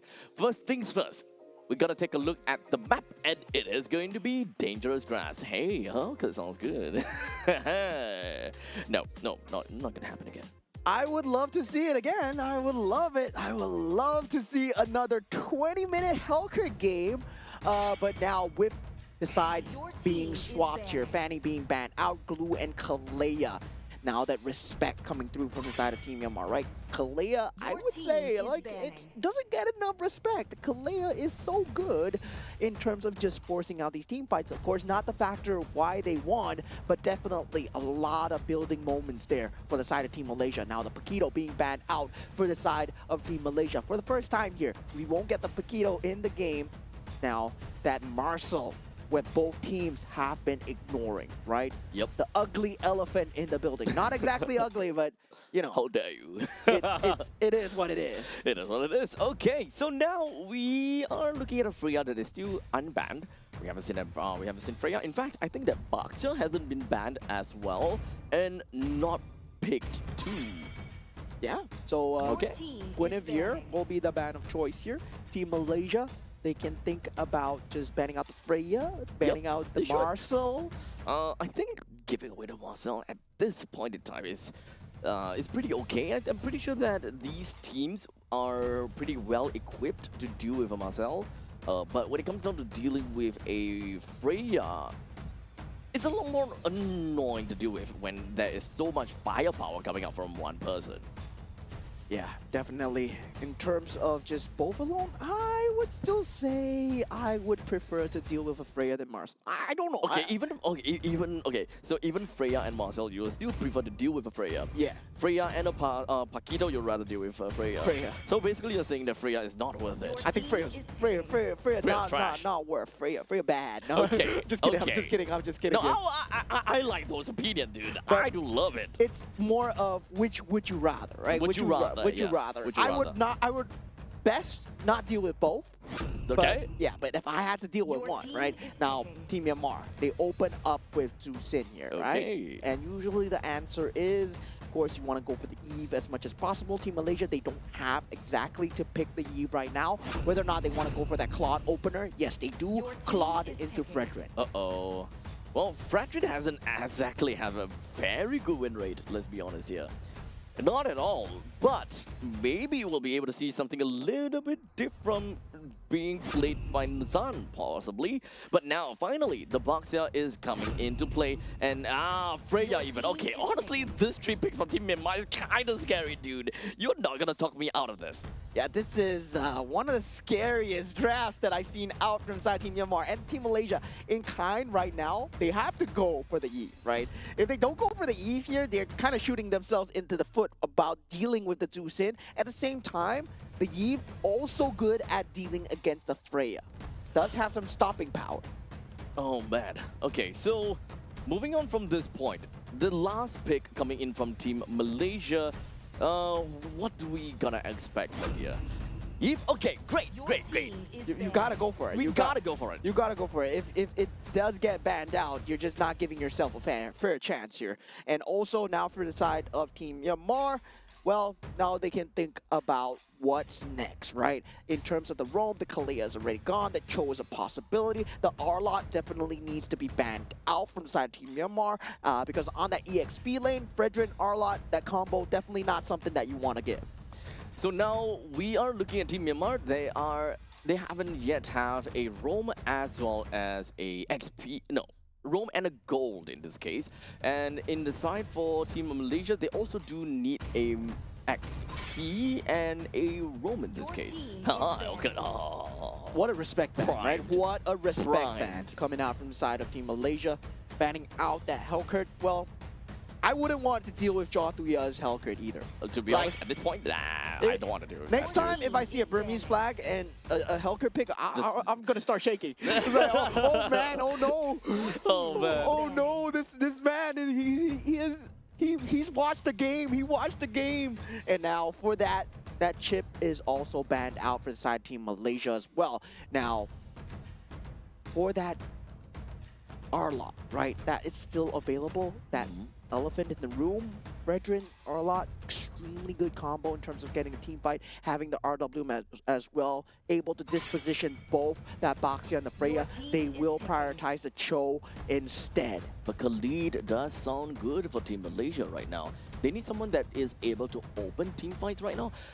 Either the Khalid or Khalid is bad. So right now the best thing I can think of is going to be the Khalid. Being able to open team fights, place together with the real world manipulation, and of course allowing a window of opportunity for Frederick to go in as well. Yeah, Your the Khalid. team is picking. There we go. But now, last EXP lane pick. Well, for the side Team Myanmar, they're lacking that gold laner. Will they go for the Moskov once again, right? We know that Shineland out. Well, great Moskov player. Harif still in that pool as well, but you can also put the Freya on the gold lane if you want to match him up against the Claude as well. So there is that Sora capability as well. I do like to think that the Freya is going to go over to the XP right now. So bringing out, okay, there we go. Bringing out the Harif right now would be nice. And of course, Your even team is Carmilla, okay. Tethering everyone together with the Thorns and, oh man, we actually haven't seen the Carmilla in a very long time here. Yeah, usually the combo that we see is the Carmilla Granger and also the Sicilian, right? Having the Curse of Blood available just to have that ability to deal that kind of splash damage. Now, for the side Team Malaysia, I would say at this point, right? Arlot, very good. Yeah, you have the Fredrin, you have the Khalid, you have the Eve, you have the Claude. But, of course, if they want to deal pound for pound against the Freya, Arlot doesn't look that good, but if let's say you want to go somewhat more of a team fight, there is also the Glue EXP lane available. They go for the Phoveus. Oh yeah, it's there. Completely open, in fact. Okay. So, as a matter of fact, for Team Malaysia, they still kind of want to go for their team fight strategy. They want to pounce right in and kind of play front to back. While in the meantime, for Team Myanmar, they do have got pretty good ways to deal a lot of single target damage, but not necessarily a way to kind of spread it across to everyone else. That is where the Curse of Blood kind of comes into play. Baxia, Freya, and Camilla, they can play pretty early into the game and try to find a way to open some window of opportunity in order to break through in the mid stages of the game. Feel that 5-on-5, there's no way that Team Malaysia want to clash into Team Myanmar, right? Yep. They're trying to find out that pick off as much as possible, try to play the macro game, especially for the Claude. Yes, they will have the AoE damage where it matters, but Team Myanmar's AoE damage is just so oppressive. But heading into game number 3, we've had 1-1 right now for Team Myanmar versus Team Malaysia as the series is tied. So just like that, this is the last game between these two teams, and only one team will be able to be crowned as the winner of this series. We start things off coming in for both of the junglers. They're starting up at the northwestern part, and they will end off at the southeastern, and that is where the turtle is going to be. So from this point, Team Malaysia starting to be a little bit more aggressive, immediately popping into the purple buff, trying to get a little bit more of an idea of what they are able to do. Yeah, definitely at this point, that lethal going to weigh of the side of Team Myanmar as well, right? Getting that slight mid roaming advantage. Now, for the side of Team Myanmar, it's really to the point where are you able to keep the Claude down?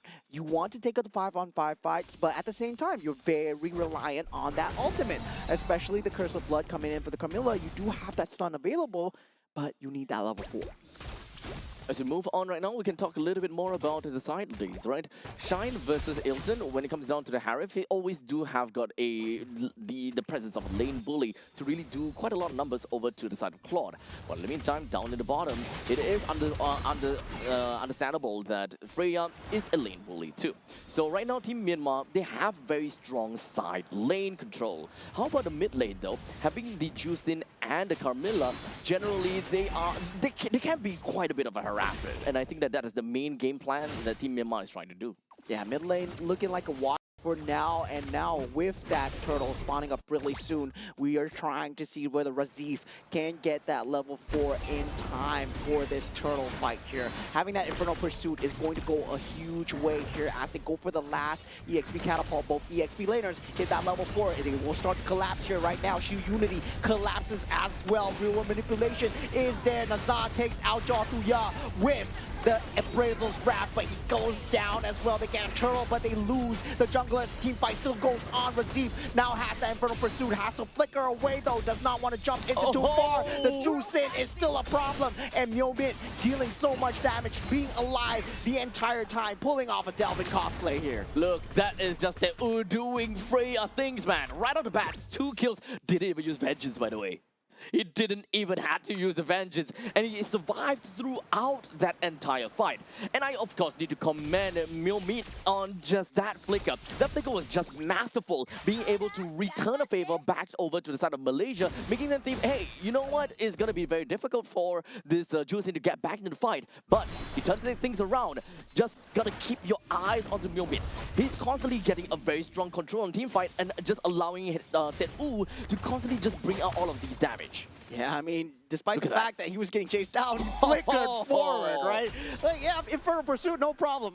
You flicker away, I flicker back at you. And definitely heads up play coming out from the side of Team Myanmar, given the fact that now they have that Freya. So, yeah, it's going to be a very scary tool to deal with, especially with that Boxia as well. We saw the 3 coming out, right? Jusin, we have the Freya, we have the Boxia on that first 3 picks. Just from the first 3 picks, it's really scary already, right? It's really darn scary. So, honestly, I just have the main question. How does Malaysia want to kind of get themselves out of this very difficult spot? The early game, understandably, will go over to the side of Team Malaysia quite well. But hold a second. Does seem like Team Malaysia, they are looking at something over there, but not gonna commit too hard to it.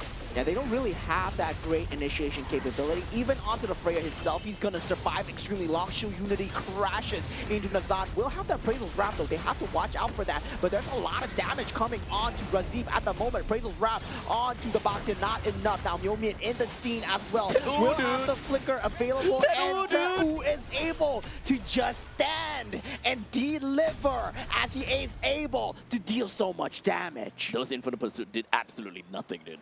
It did absolutely nothing. And the only thing that is, that's happening, and the only damage that is going through, is Tet-U onto Nazan.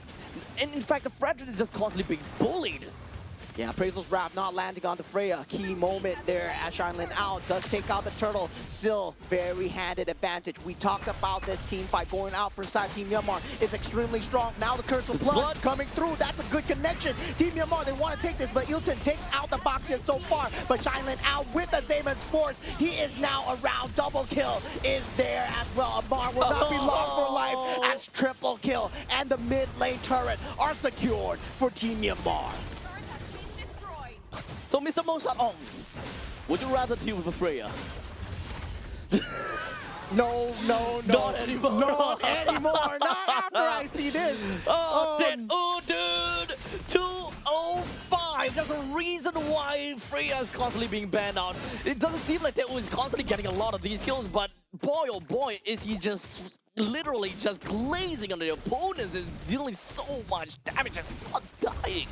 Well, if they had a Marcel, maybe that would have stopped the Freya from coming in, yeah, maybe. But looking at the damage coming through, right, the RWM was just not enough from the side of Amar. And now with Shailin Ao joining the fight, well, that was just icing on the cake there.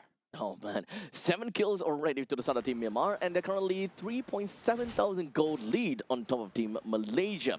Now do note, of course, Team Malaysia is trying to go for a little bit of a balanced team composition. They do have got a relatively strong lineup going towards the mid stages of the game to a certain extent, but that also requires Ilton to be able to get a decent amount of items, right? The 3 items in order to kind of pop off. Because let's be honest here, after what we saw from Razif, his Infernal Pursuit is just not doing anything over to the side of Teu.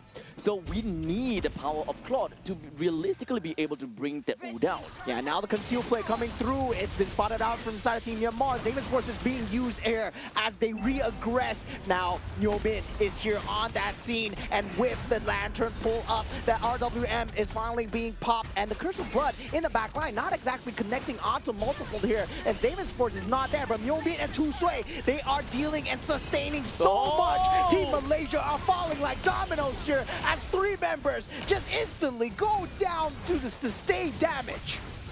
Team Myanmar, they were just playing the game slowly and surely. But the moment that they know that, you know what, we can go all in, and that is when Teu just went straight in and you're like, yep, you guys are dead, but not by me. By someone else. In this case, it was Myomit that constantly just getting all of that lantern over to the side of Team Malaysia. There was just absolutely no answer to the frontliners of Myanmar. All across the composition of Team Myanmar. They can't be stopped. Ilton in trouble as well. Does not have the BMI. Flickers away. Mega kill onto the side of Shailin Ao. The rest of the team is collapsing here, but they're collapsing onto nothing as their main carry is already gone. There's no damage. Team Myanmar with the Curse of Blood trying to keep Nazan down. But Team Myanmar, right now, they have the Holy Crystal on the Harif already at 8 minutes into the game. 8,000. Gold advantage. 8 minutes into the game and the top lane holy defense has already been popped. So right now, if the Lord were to just rush right in, then it will be half of the turret completely taken down. Not only does Team Malaysia does not have the resources to deal with Team Myanmar at this moment in time, how do they even deal with Team Myanmar backed by a Lord? Yeah, at this point, they don't have any reposition. They don't have any way to jump in. And it feels like they're playing on that defensive foot. Going to be that way for a very long time, right? 8,000 gold advantage. They're going to have to pull off a Team Myanmar cosplay from that game 1, right? Where in the same way, Ilton needs to perform that same way that Shailin Ao did in that first game. You really need to look for the opportunity, that small little window. And honestly, even at this point in time, right? If Akif does find a window onto the side of Team Myanmar, which honestly is kind of difficult, right? Because you find a window, who is going to be the real threat here? Is it Myomit that is constantly doing all of these control and harassment? Or is it Teu that has been constantly being the main bruiser that just can't die?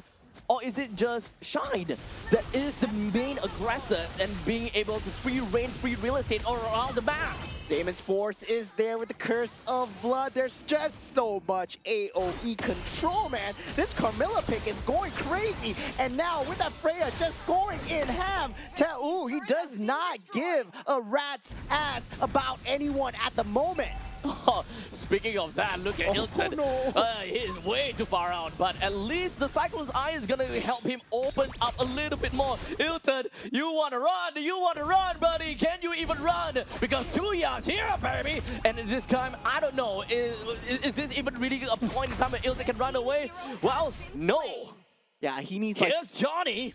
He needs like 6 Wind Talkers, man. And yeah, at that point, Tu Sui was like, oh, freebie for me? For me? Oh, so nice of you, Team Malaysia. Now, with that going in, they will have that Lord as well. Now, Ilton up in 10 seconds. Curse of Blood already in the backline. Shu Unity crashes. There's just going to be so much damage here as Teu just crash in. RWM is there. They won't overcommit for the kills. They will get the inhibitor turrets, but look at that. Ooh, once again, jumping in and out. They have the Lord here, Team Myanmar. They smell blood in the water here as they go for the blazing duet, but it's not enough. Instantly disrupted as Myomit still going for more. Gets the double kill. Make it a triple. Can he get the Maniac here? It doesn't matter. They get the base. They win 2-1 for Team Myanmar. Myanmar, they came in with a bang. When it comes down to game number 1, it seems like they were not getting the win. It seems like they are not able to get themselves out. One team fight, one single push, one win to themselves. Game number 2, it's definitely a close game. We saw the base rush coming in from Team Malaysia. They were getting desperate. They were doing whatever that they can in order to close the game out. Eventually, they did. Game number 3. The moment that we kind of see the first 3 picks out coming in from Team Myanmar, honestly, I was shivering already. I know what kind of things that a Freya could do. And the game pretty much explains itself. Yeah, I mean, we got the drafts. We were just messing around here too. You know, we wanted to play the Hellcurt. Our boy Tuyao, he was like, oh yeah, let me play the Hellcurt. I want to do well. You know, 2-0, and then yeah, that's exactly what happened. And then game 3, okay, lock in, guys, lock in. We got this. Okay, guys, this Burmese is getting real smug. We got this, guys. Lock in. For the Malaysians out there, I will do something about him off stream. Okay. Yeah. Hey, you are Singaporean. Hey, look, I can't. We're neighbors, dude. We are the Malaysians. We're neighbors. We're all part of one community here, and that was some great MLBB, right? Given the fact that Team Malaysia they falter in that game 3, but Myomit, man, this man, he was able to deal so much damage the same way Team Indonesia, Delvin, right? That playstyle was there. His lantern rate was just insane. 89% kill participation. The damage didn't matter. Him having that Sky Piercer so early just gave him so many stacks. Yep. Of course, I would say that the MVP of the game goes over to Myomit. 9-0-7 because of the amount of space that the team managed to get for this Jusin. In my honest opinion, Jusin is a scary hero, and the moment that you give her the opportunity, she will run. She will get a home run with it. But my heart goes out to Tedu, playing as that Freya. Without the Freya, this is not going to be the result they will be expecting. They will not be able to destroy the XP lane like that. He will not be able to get free reigns all across. He will not be able to just dive the turret and do whatever that he wants. Yeah, it was a great start coming in from side of Team Malaysia. They did have very good picks of themselves as well. Going for that Eve, they were having a great time, right? Given that first minute, but it all went to nothing after that first engage, and the dominoes started to fall. This Carmilla pick also another X factor. That Curse of Blood, they couldn't fight into it at all. We saw Team Malaysia's game plan was, we want to fight into this, but same time, you were picking a Fredrin, and instead of the Baxia, where you have that more mobility and also that guaranteed coverage. Yeah, initiation as well. It's really difficult at one point in time, the moment that Team Malaysia realizes, hey, we don't have damage. The whole idea of this composition is that they want to crash onto one person, or rather they want to crash into a team fight. They have Amar as a Yve that is able to control everyone within of the box. They do have a Keith that is able to initiate with a great Raging Sandstorm, and hoping that Razif as well as Nazan can just take everyone downtown and just be the main bruisers for the team. However, the moment that we have someone on the opposite side who is willing to stand their ground, fight it out, and have so much mobility, by the way, being able to just escape all of the dives coming in from the Phobias right there, then it meant absolutely nothing. There was no damage. Even if you throw everything over to Freya, she don't care. She have heals. Whenever she's in Valkyrie form, she has so much shields, she splash damage, and Curse of Blood. Yeah, that was just a stellar game 3 coming through. The amount of stamina that you need to pull off a 3-game series like this. Team Myanmar technically could have lost 2-0, right? That first game didn't go in their favor at all. That second game, they did lose. And now that third game, they pull off a rise from the ashes move. And Team Myanmar now 1-1, putting themselves ahead of Team Malaysia currently still at that 6th seed. They will have to go against more teams, as the teams ahead of them, they have played 3 matches so far. Team Vietnam, Team Laos, Team Cambodia, Team Philippines, and Team Indonesia. And speaking of Team Philippines, well, we got a little Wow. game lined up for you guys later. Well, we shall see how that is gonna work out. But of course, the Group A is fun to watch. The Group A is gonna be real scary to really understand how that is gonna look out to be. So understandably, I want to see the next game. Wait, next game is next game the last game? Yeah, next game is going to be the last game of the day here. This Damn. was game series number 6. And you said Group A is fun, but Group B is fun as well. Group wait, C. Group C is fun. Group D, Everything is every fun group here. is fun. If you have not watched the games that were happening during Group C and Group B, guys, let me fill you in. We had a savage today from Team Jordan going up against Team Iran as well. And then Team Uzbekistan against Team Kyrgyzstan, as nail-biting as the matches Full that 3 we games. had today as well. Every single team has been representing hard today. Really, they are definitely feeling the pressure. However, they are not crumbling at all. In fact, they are tempered like steel right now. No matter what it is, they will do whatever. They will do their absolute best to be the representative that they came in here for, and they do not disappoint. Yeah, everybody's getting into that competitive spirit right now. This is day 2. We still have day 3 and day 4 left to go, but we have one more match left for you guys, and we're going to be going on a short break, so see you guys shortly after.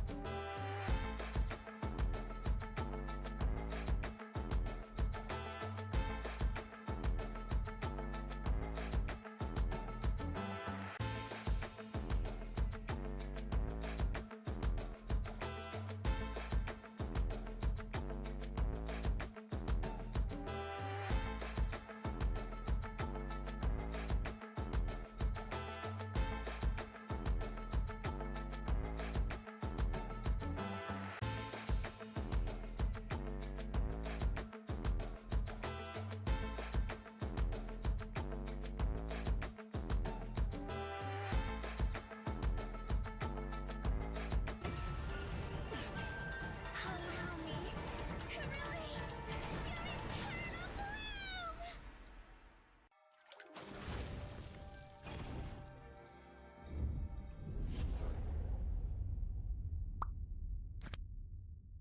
The human body was built to move. Not trapped at a desk in one singular posture for 12 hours a day. It's time your chair evolved. This is Secret Lab Titan Evo. Ergonomically engineered for you, gamers, hybrid workers, artists, backing your every move.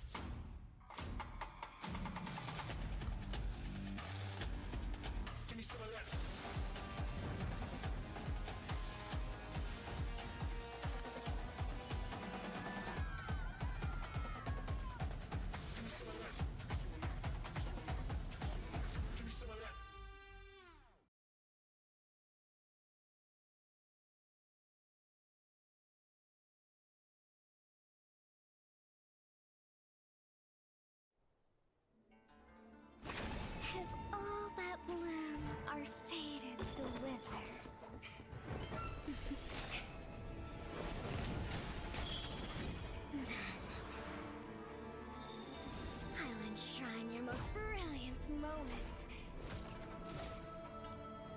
In crimson splendor. Even something so crude can be graced with a splatter of beauty.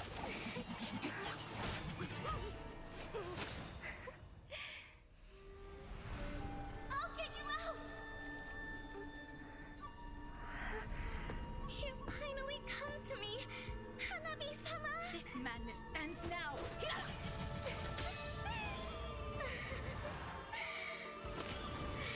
last, I'm shivering with excitement!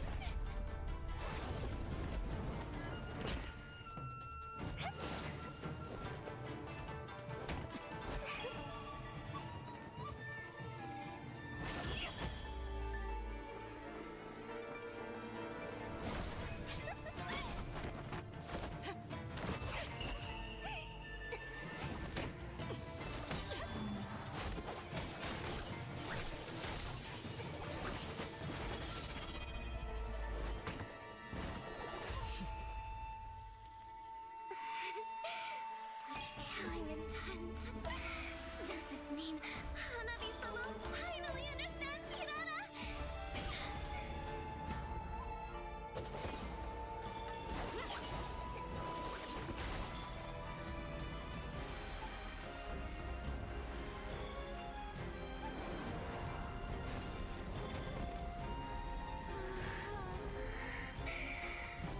So warm. So beautiful. We can finally embrace eternity in hell. Just the two of us. Allow me to release your eternal bloom.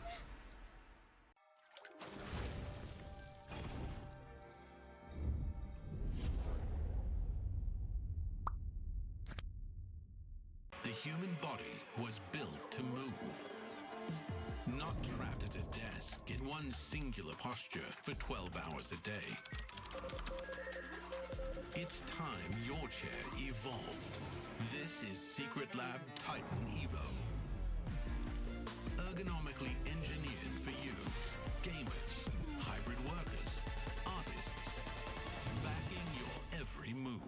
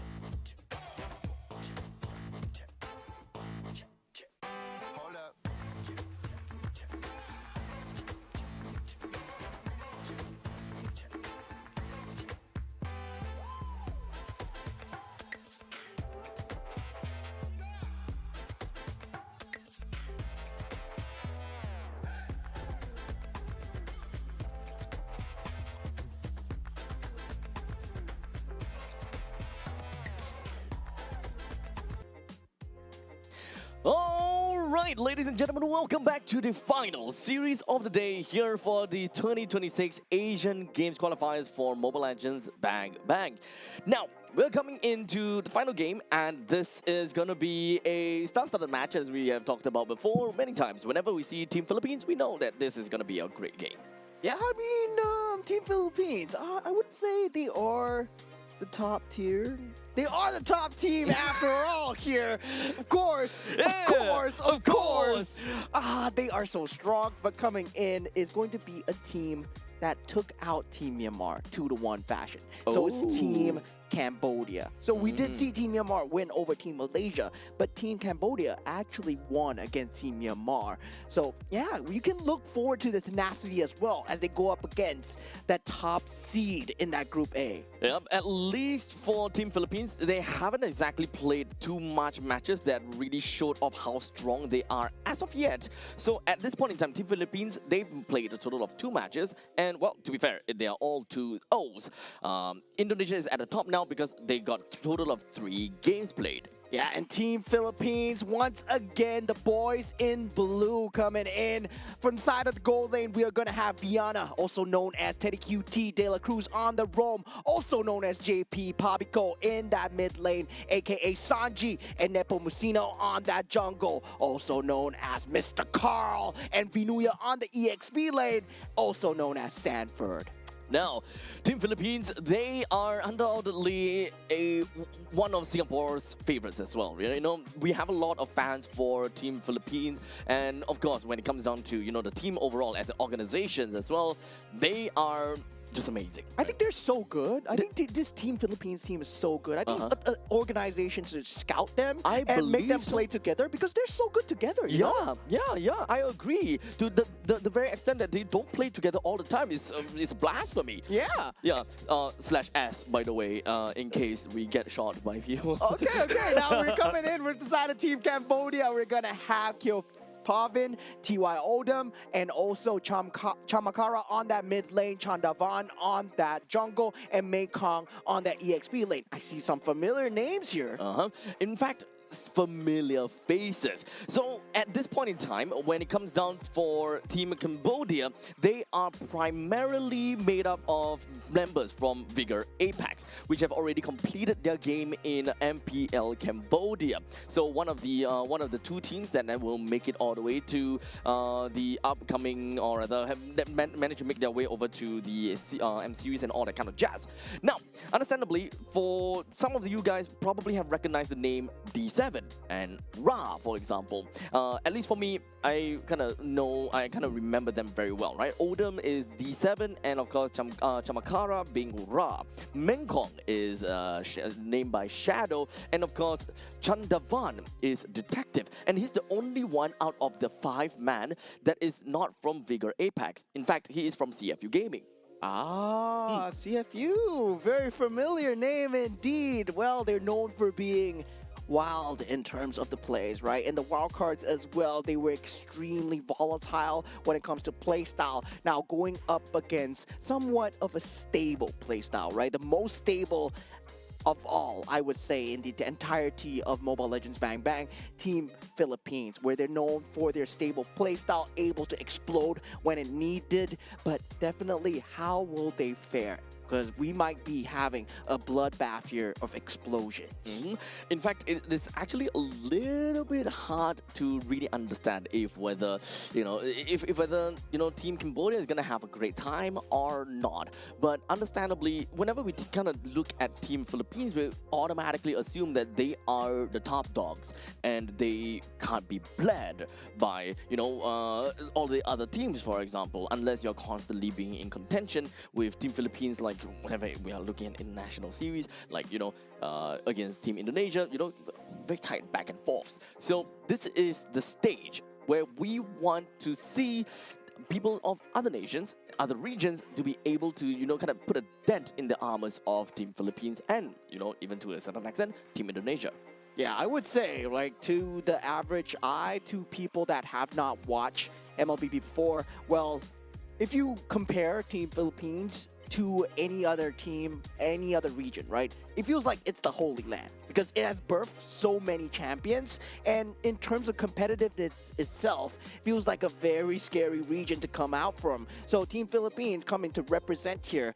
Well, a lot of the teams, you might not have the chance once again in your entire lifetime here. So luckily for them, Asian Games Qualifier, well, you get a chance to taste what is that apex. Indeed. And to be fair, while we are kind of talking about that, right, being here is definitely going to be a great honor to many of these players, and they will be happy to represent their team, or rather represent their region. Now, to all of the people that are watching on stream, we currently have this entire game at our official integrated resort partner, Resorts World Sentosa. So across the weekend, tomorrow and the day after tomorrow, if you guys are interested in watching the game, please come on down over to Sentosa and, you know, watch the game for yourself and look at some of these teams face to face. Yeah, do get your tickets on our socials as well. I believe there are details how to get the tickets going for you guys. Of course, it's completely free of charge. So if you are free to come on down, do come on down as well. Now, going into the band stage as well, we have the Guinevere and the Marcel being taken out of the pool. And so far, the Phovius is going to be going down as well. Right now, that Paquito still out as well. We saw what Vinuya did on the Paquito yesterday, and it was indeed devastating for the members of the other team. Now, for the side of Team Cambodia, will they want that being done to them as they have the final ban right now? We do have the Paquito that's currently still available to be picked, and I'm pretty sure that they don't want to give the Paquito over to Vinuya. That's the last thing that we want to see even from our side. So Cambodia, don't have to think about it. Take it away. You're not first pick. You're not first ban. Don't bet on the fact that the Paquito will be passed over to you. Yeah, don't. Don't. You're not him, man. You're not him. Cambodia, Team Cambodia, come on. Come on. Come on. Come on. Oh. Okay, they poked the beast. They poked the beast. They Yeah. ban out the Kalea instead. Team Philippines. Crikey. Oh no. Oh no, is it gonna come out? The Paquito! It's a Paquito. I'm gonna poke you with a stick. No! Okay, Team Cambodia, they feel like they can go up against it, Can right? they? Yeah, they want to test the punches.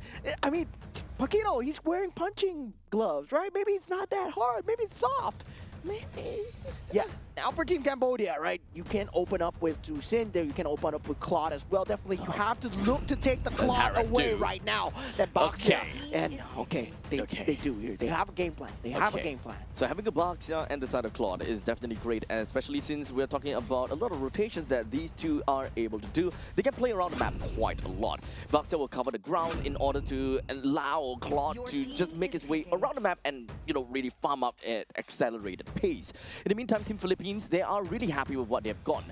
At this point in time, with their Harith as well as Akai, Akai is always going to be a very solid pick. If they do want to play that into the jungle, it's almost guaranteed that he'll always be able to get himself a, I would say not guaranteed, but very high chance of being able to take the Lord or the Turtle down because of the heavy spin.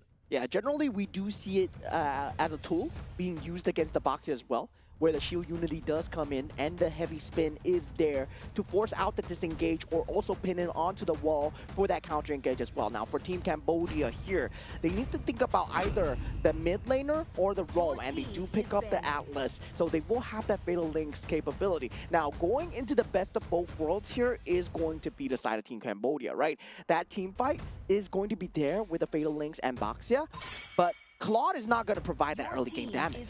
Yep, so they need to be able to just kind of hunker down and be able to use a full sheer number in order to do anything to the side of Team Philippines. But the question is if whether Team Philippines is even going to let you do that.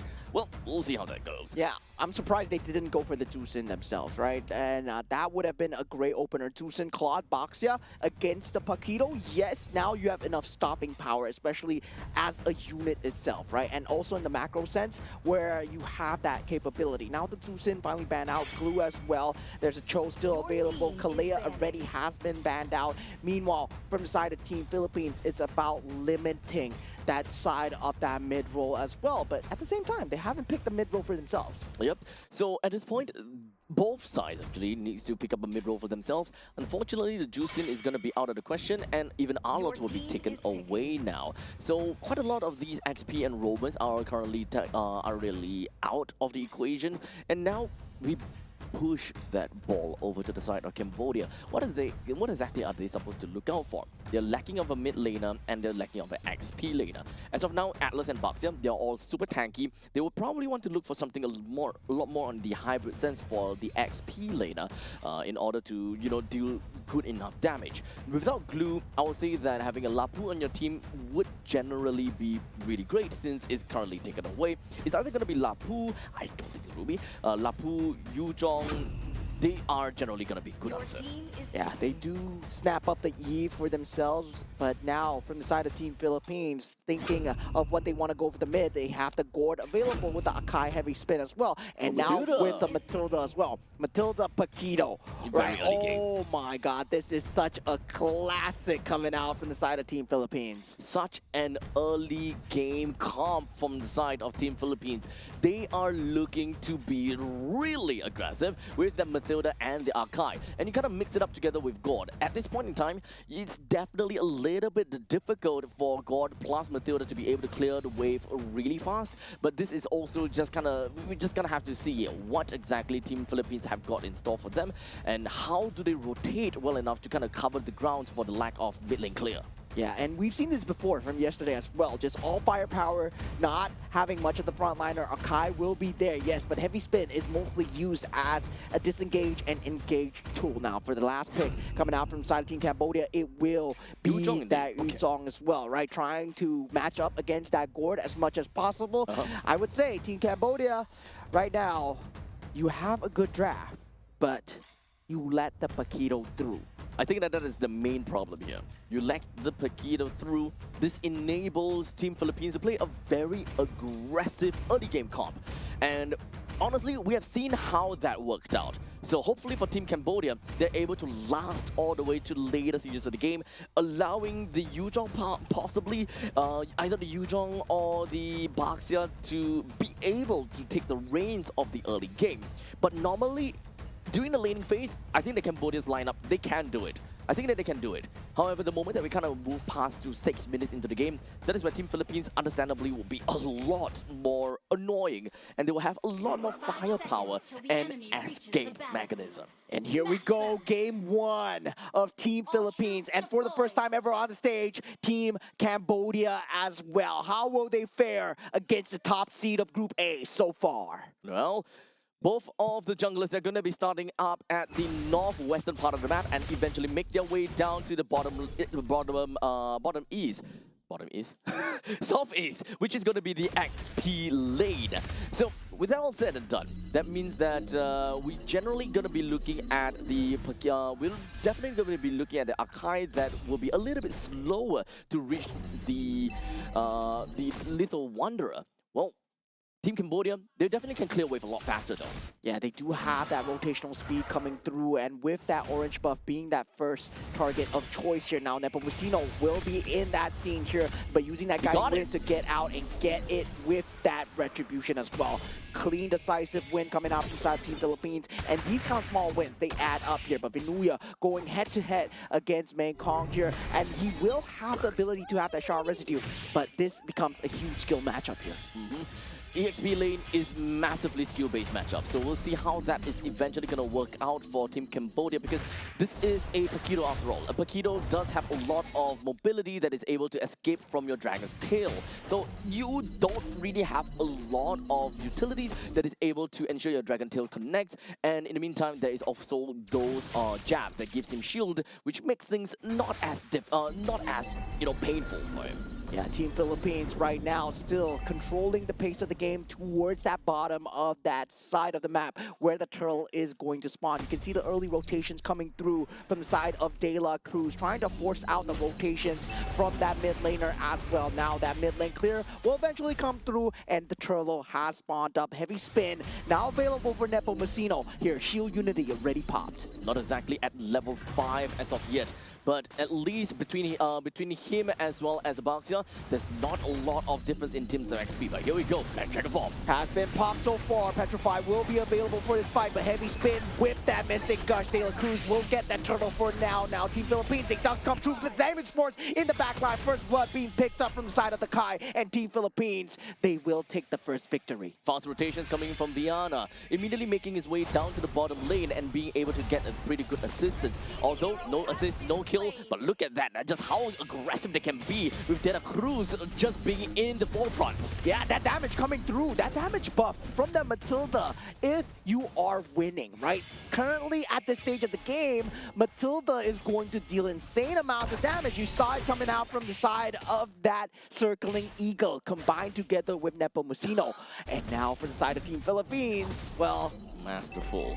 That was absolutely masterful coming in from the Paquito. This is the situation when you kind of give the Paquito over to the side of Nagoya, right? Because a Yuzhong generally have got a lot more priority in the lane because of the fact that he's got good damage, he's got good range, and he's got lifesteal technically speaking because of the Shard residue. However, if you are really good at Paquito, you will naturally be able to use your dashes to get away from the Dragon Tail, number one, and you will be able to use your jabs to ensure that you don't lose any health. And the only thing that you lose is going to be shields. And throughout this entire time, Vinuya hardly lost any form of HP at all. Yeah, at this point, Team Cambodia still 2,000 gold behind, 4 minutes into the game here. Team Philippines, you know them as a very strong macro team as well. You sometimes don't even feel you're losing, but right now, they're 2,000 gold behind already. Team Philippines just working the map, getting that shield value on that mid, and also the proxies on the bottom as well. This is something that only Team Philippines could do. I mean, I wouldn't say only, but they'll definitely be able to do that. The proxy and ensuring that, you know, this Yuzhong is not going to have a great time as well. I don't think that even for Team Philippines, they can kill the Yuzhong that easily, but at least we'll be able to kind of keep him in check. And Team Cambodia, right now, they wanted to find that top lane re-engage, and that was a good force coming out from the side of Team Philippines, forcing out the flicker from the side of Pavin as well. Now, with this second turtle being up as well, Chandavan now up in that scene. Nepomuceno will have that heavy spin, and this second turtle taken. Let's also remember about the quality of Retribution. Nepomuceno is currently at level 8 versus the fact that the Baxia, oh, hold a second. What a reaction speed coming through from the side of Vinuya as he reacts just in time, and that flicker will not find that fatal links combination. Nothing connects coming out from the side of Team Cambodia, and real manipulation, not enough. Nepomuceno eventually taken down with the help of the Black Dragon form here, and that's just Team Cambodia responding. But Vinuya, man, the moves coming out so far, and now with that turtle being up for the taking, having that circling eagle, taking out Baxia. It's dealing so much damage. There's no retribution on either side, but with that blazing duet, Claude eventually gets it for Team Cambodia. And Team Philippines, for the first time, they will be on a slightly even ground. Very close fight between the two of the team, but however, mid lane is not over. Esports together with the Mystic Gush, and now they don't have that fatal links, no flicker available. Team Philippines, they know their timings perfectly as they push onwards with the timing. And just like that, Team Philippines, they still have got themselves a pretty good lead on top of Team Cambodia with a total of 2,600 gold lead. And the gold is pretty well distributed to the entire team here, with the most amount of gold lead going over to the hands of that Harif, about 800 gold lead, followed by, for some reason, we do have Matilda having pretty good gold on top as well. But you can pretty much get the idea. Very well distribution coming in from the entirety of Team Philippines. This ought to allow them to have a very good movement going forward. Yeah, this is De La Cruz just being able to be in that front line consistently, right? And now with that Mystic Gush, Vinuya, well, lane priority, we don't care about that. We have a Mystic Gush and Vinuya's boxing.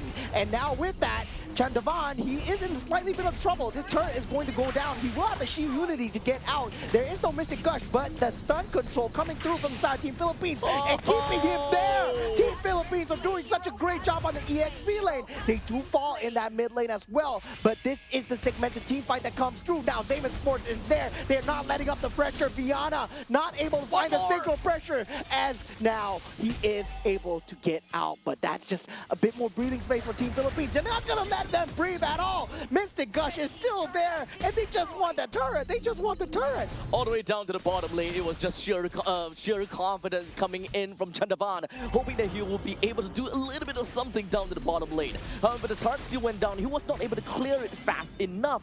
And such, what Papico as well as Ivinia did, they just focused down onto the turret. They don't even bother getting a kill or a hit down on the Chandavan, so they do not get the enmity of the turret. And shortly after that, with the amount of control that they have, they will bring him down. And of course, from that point on, they were just styling onto the middle lane. Yeah, the turtle does go the way of Team Cambodia, and with that heavy spin being used already, Circling Eagle used to disengage. They know they don't have that Zamon's Force for now, and a clean disengage coming out so far. Fatal Links coming out from the Day side onto the De La Cruz, and Team Cambodia, they respond back, but the macro damage has been done. Well, there we go. At least when it comes down to Team Cambodia, they managed to get a little bit of a small victory on top of Team Philippines. They have managed to get themselves 2 total turtles, which is a huge win in my honest opinion, trying to balance out and of course get a good amount of distribution. But hold on a second, Mystic Gush and RWM. RWM used to just disrupt that Mystic Gush. Pabico has that flicker just to get away. Now Nepomuceno will have that heavy spin available if he wants to commit it. Vinuya forces out that flicker coming out from the side of Odom as well. Won't have it for that flicker into the Fatal Links. With all of the tier 1 turrets in the top, middle, and bottom lane already destroyed, Team Philippines have got a really good reign and control in the opponent's jungle. At this point in time, Cambodia, they are definitely choking out quite a bit, and they will have a lot of difficulty trying to go for any form of farm as a matter of fact. But looks like Team Cambodia, they're not gonna be sitting idly and waiting for something to be delivered to them. They will want to take things to their own hands, especially since they still do have got a relatively good fighting chance. Some of these heroes that they have, such as the Yves as well as the Yu Zhong, they still do very decent amount of damage. And when it comes down to utility, coming from the RWM as well as the Fatal Links, you do have got catch potential. Yeah, Shu Unity in that back line onto Pabico. This is a great engage coming in from Team Cambodia. That Mystic Gush won't be available. Vinuya has to get out. They don't have a front line available, and he is able to disengage so far. Now, Team Philippines, they need to get a clean disengage. Now, Team Cambodia, they get that breathing space so far, but now the Lord is coming back up. De La Cruz still has that vision available. Team Philippines, they do have a slight priority over the Lord. But right now, the main thing is they do have De La Cruz that does have a little bit of that information gathering coming in to know where Cambodia is. Well, in the meantime, the Chill Unity coming in from Chandavan, he crashes down on the Paquito, but that's pretty much all. Yeah, Circling Eagle has been spotted out. He does have the Fatal Links, not going to pop in now. Just knows that he does not have the flicker. It's 2 seconds from being popped up. Team Philippines make full use of the timing, gets that top lane priority going their way. Preparation coming in for this Lord. Battle Spell economy is undoubtedly going to go over to the hands of Team Philippines for now. Almost every single one of them have got their Battle Spell, inclusive of Viana and De La Cruz, which is very importantly, they have their Purify. Widia does not have that, but that is completely fine, because they did manage to take one out of Chamakara, which is playing as a Eve. Fatal Links pops through, not on the key target there. Mistake coming in from side Team Cambodia and a punish from Team Philippines. They will not be able to fight for this Lord. And Favin, he's coming down with that Blazing Duet, but without the Roamer, without that huge Fatal Links, it's gonna be a mistake from Team Cambodia to go in. Shu Unity with a Blazing Duet does not connect on anything, and in the back line, your Zamon's Force and Vinuya just coming through. Magic and boxing as the Black Dragon has to run away. That's Petrify is not enough. Impeccable position coming in from Vinuya. Just a grand foresight knowing that BMI is going to appear, or rather, the Cloud will go back to his BMI no matter what, because he overextended already. So the only place to go is back to his BMI. Well, Vinuya waited patiently at that moment in time, but who knew that not only is he going to catch a Cloud, but he caught a free heave on top as well. I would say that is a huge mistake coming out, and now with the heavy spin catching onto Chandavan, there is no retribution, and Team Cambodia, they completely have to give up the Lord for the second time in a row. This was a first mistake going it for the first time, right? Chandavan was not there. They did not have the Fatal Links. Odom was being taken out early. They were fighting this 4v5, 10 seconds away from Odom, and that Zamon's Force, well, it's just gonna wreak havoc. It is such a difficult fight for Team Cambodia. They really did their very best to see what they could eventually do in that team fight. However, they were very pressured to make a move. They really want to make a play. And Team Cambodia, at least, they believe that they have the power spike. They have something that they can do. Now all 5 members gathered onto Vinuya. Finally a shutdown from the side of Team Cambodia here as they respond towards that Lord pressure. But that means that they won't have the capability to jump in with that Shield Unity once again for the next few seconds. But they will have that Fatal Links with a Flicker available. Right now they already lost that inhibitor turret on that top lane. And Team Philippines playing it safe know that they don't have that backline penetration. The rest of the members coming from Team Philippines now slowly expand themselves out. Oh, take a look at that! RLWM into the Fatal Links combo. Papico gets taken out. Same as Sports. Viana doing what he can. 3 members already down from the side of Team Philippines. And now Team Cambodia, they answer back. They might have lost an inhibitor, but they fight back. And this is the wild card that we talk about. Team Cambodia is wild when it comes to this. Constantly just cracking down onto these turrets. Team Philippines manages to crack open the top lane T3 turret and almost there for the middle turret as well. The Lord will of course spawn in 80 seconds and throughout the entire fight we can even have the instant replay to really show us what happened over there. Cambodia did a very good job when it comes down to a flawless defense. In fact, I wouldn't call it flawless, but a really good defense altogether. The fact that they did not lose more than 1 inhibitor turret is already pretty darn good, despite the fact that Team Philippines, at one point in time, they had, what, 8,000 goal lead? They managed to kind of square it down a little bit to 5,000 lead. And honestly, if you ask me, they're back to the point where they originally started. Yeah, this is the same situation that Team Myanmar were in. Now Black Dragon for being popped just to be on the defense here. Circling Eagle finds its mark onto Oda. Mystic Gush still not there in time. Team Philippines, now it's your turn to disengage here, right? They have to watch out for the Fatal Links, but little they didn't know that that Flicker is not available for the side of Team Cambodia. As such, they are going to be grouping up once again. And definitely don't want to force things out too much over here. Especially since the Lord is going to be opening in 15 seconds. Once it spawns, that is where the priority will want to go over to the side of Team Philippines. Team Cambodia, they will want to look for an opportunity. Odom, he does have Flicker, he does have got his Fatal Links as well. But unfortunately, they are not capable or they are not equipped to be able to do a full-out team fight. Yeah, now Team Cambodia, they know that Esports is not worth fighting into, yet they go into it anyway. This might be the huge mistake here as the RWM is there. So Vaughn takes out De La Cruz. That Mystic Gush is there as Viana gets taken out from the side of Team Cambodia. But Vinuya is still there, laying waste in that back line, and Famin finally puts an end to it. And this is huge for the side of Team Cambodia. And they finally fight back. Papico, the only one left to deal damage. And now Papico, he's currently being choked out and being a little bit too greedy. Cambodia strikes back, and now they have the priority over the Lord. What a game! We have a game on our hands here, ladies and gentlemen. It is the timing. 15 minutes have been fulfilled. 3,000 gold advantage coming in from side Team Philippines. But Cambodia, they have a Claude. And now Nepomuceno, heavy spin forced out. That's going to be huge for the next team fight as well. Team Cambodia know that they have a sliver of timing. Yep. Luckily for them, it doesn't seem like the Nepomuceno will go down despite all of that. This fight was very much spread out, and it was actually kind of scary to see how it all turned out to be. Before that fight happened, there was just a little bit too much pandemonium going on about, and Cambodia managed to make full use of all of that confusion and hysteria in order to zone in onto the right people as they man-marked whoever that they really needed to. Odom, though, bought a lot of time. We definitely got to give it to him. And by the end of the fight, he was still alive. Yeah, now with the fleeting tide being picked up from the side of Odom as well, this Fatal Links has become just a lot more fatal as Team Cambodia, they look poised to strike here with the Lord marching down on that top side. And now, for the first time, I believe the Giants are bleeding as Team Cambodia, putting them in equal ground. Just going to be jumping right in. Vinuya is not going to let go that fast or that easily.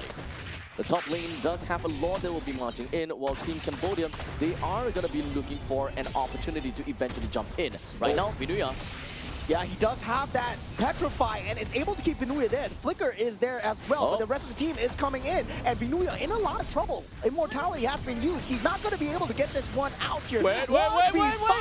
And with that RWF, Fatal Links has to be used. And that is, I would say, still a win from the side of Team Cambodia, but that Fatal Link's no longer available. Team Philippines, they can look for a fight going in. Viana is online with the orange buff. Yep, is that really a win though? They had to use the entire lot duration that just marched down from the top lane. They did not manage to take any of the other outer turrets as much as possible. They lost the Fatal Links, which would be able to do something over there. It's slowly creeping closer and closer for at least Cambodia, right? So when it comes down to the goal lead, indeed, you're right on that.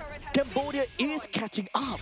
Yeah, and this is a lineup that they are poised to strike in that late game, right? Team Cambodia, in terms of the draft, that Claude wins out the Harris handedly in that gold lane. And the same problem that Team Philippines, well, they've been taking advantage of that lack of a frontliner. Nepo Mucino will be the only one that's able to frontline. Everyone else will fall like flies.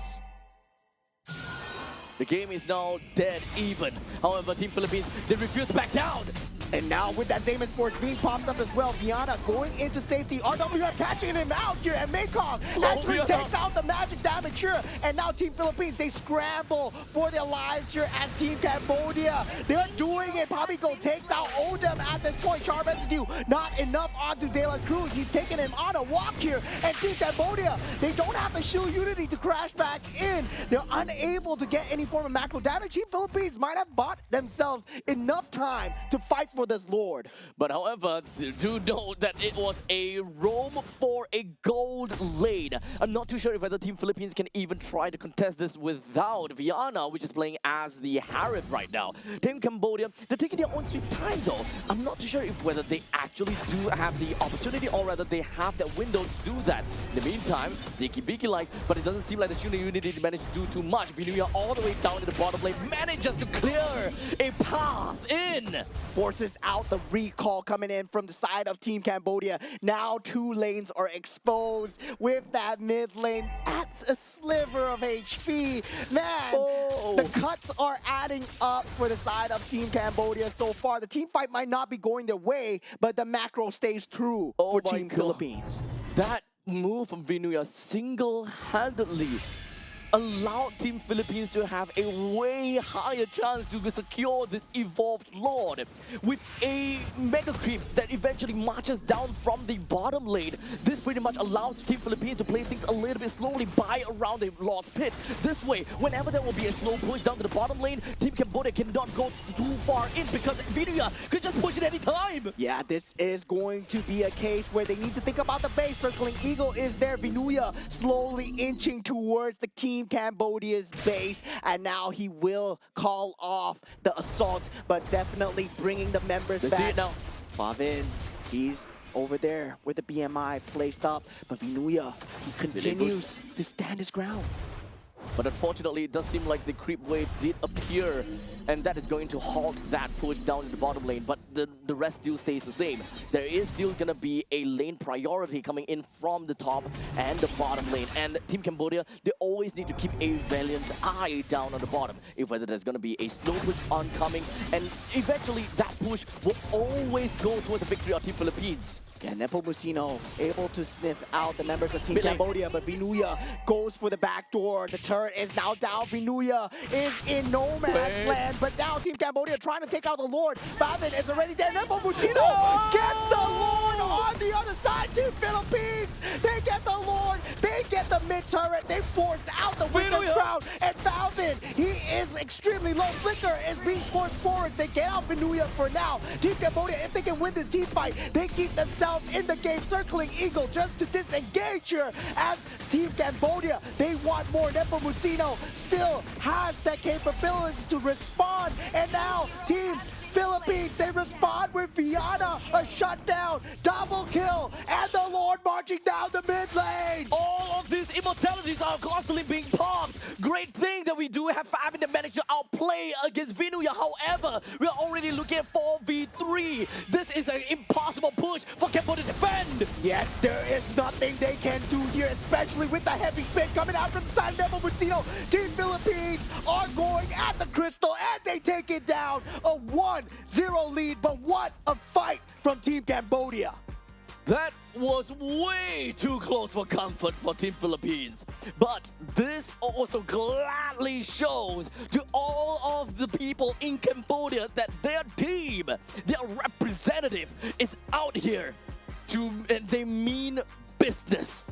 Yeah, I would say Team Cambodia, well, they put on quite a show indeed. Team Philippines, they did win it out in the end, right? You see the superior decision making in terms of just trusting Vinuya in that bottom lane as well. And this is why you don't want to give out the Paquito to Team Philippines. Indeed, the Paquito ultimately had made very difficult decisions over to the opponent's side. You had to concede your Claude in a global team fight by the Lord's Pit, and you had to recall that to really deal with that the Paquito in the middle lane, and he was even almost losing. He even had to get himself a good amount of item cycling. Honestly, great over to the Claude. Really outplayed against Vinuya, but ultimately that was still a very difficult game that Vinuya displayed to Cambodia.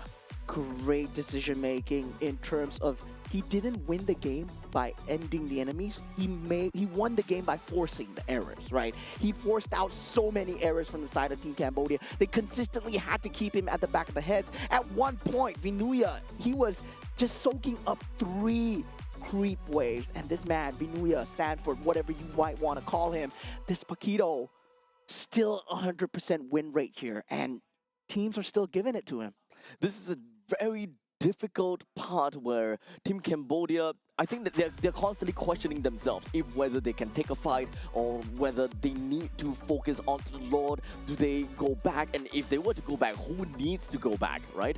There is so many fights that even for the side of Mengkong, to be honest, as a Yuzhong, he did an amazing job. He had so much threat looming all over, constantly being able to just give a lot of chase over to De La Cruz, that's playing as a Matilda who has great amount of mobility, but yet he still can catch up time and time again. Team Cambodia really outplayed themselves throughout this entire game. Yeah, I mean, they did pick up the Claude as well. That was a great late game too that they had. And I really like the decision to just have the disrespect, right? Coming out from inside Team Cambodia. Yeah, it's time to stop respecting Vinuya's damage. It's time to collapse and time to do something about it. And finally, we see an end to his reign of terror. But still, he kept the echoes going where he kept on the creep waves. If I can't kill your heroes, I'm going to take out your turrets and eventually your base. Vinuya single-handedly just brought down 2 of the inhibitor turret just due to pure macro and of course map understanding. They had enough information to say, okay, there is no way that they are going to rotate over to Vinuya despite the fact that there is a Baxia, by the way. We need to remember that there is a Baxia to the side of Team Cambodia. However, the Baxia is required to be in the Lord's Pit or at least dancing around the Lord because there is that threat of Nepomuceno to just take the Lord away, and that is just a big Lord that will march down in middle lane. And unfortunately for Team Cambodia, they have to face an inevitable. Yeah, now game 1. What a nail biter of a game, right? Team Cambodia show impressive mettle, especially against that top 1 team. And yeah, Team Philippines, for the first time ever, I felt threatened for them. I really did feel threatened for them. But still, that impressive decision making, a W is a W so far. Man, oh man. Now going into game 2, I believe Team Cambodia, they won't let out that Paquito ever again. I don't think so. Especially even for the side of Team Philippines, they won by the skin of their teeth. And right here, I think that they have something that they're gonna have to change about because that was way too close for comfort. And for a team like Team Philippines, naturally they are a team that can play really aggressive and they can be really good in the early stages. For them to be able to allow Team Cambodia to play such a late game all the way down to 22 minutes and to threaten so many different kinds of options or strategies that Team Liquid have to, Team Philippines have to kind of take out. This is a very difficult spot. Yeah, if I had to choose an MVP for the side of Team Cambodia, it's the Eve, right? Where the RWM timing was just so immaculate, always catching the members of Team Philippines off guard, especially when they're trying to retreat and disengage, and then finally follow through with that fatal links. And everybody was playing as if they are one heart, one mind, one spirit, right? And this is the amazing thing about MLBB, where all 5 members, they look like, well, a singular unit being controlled.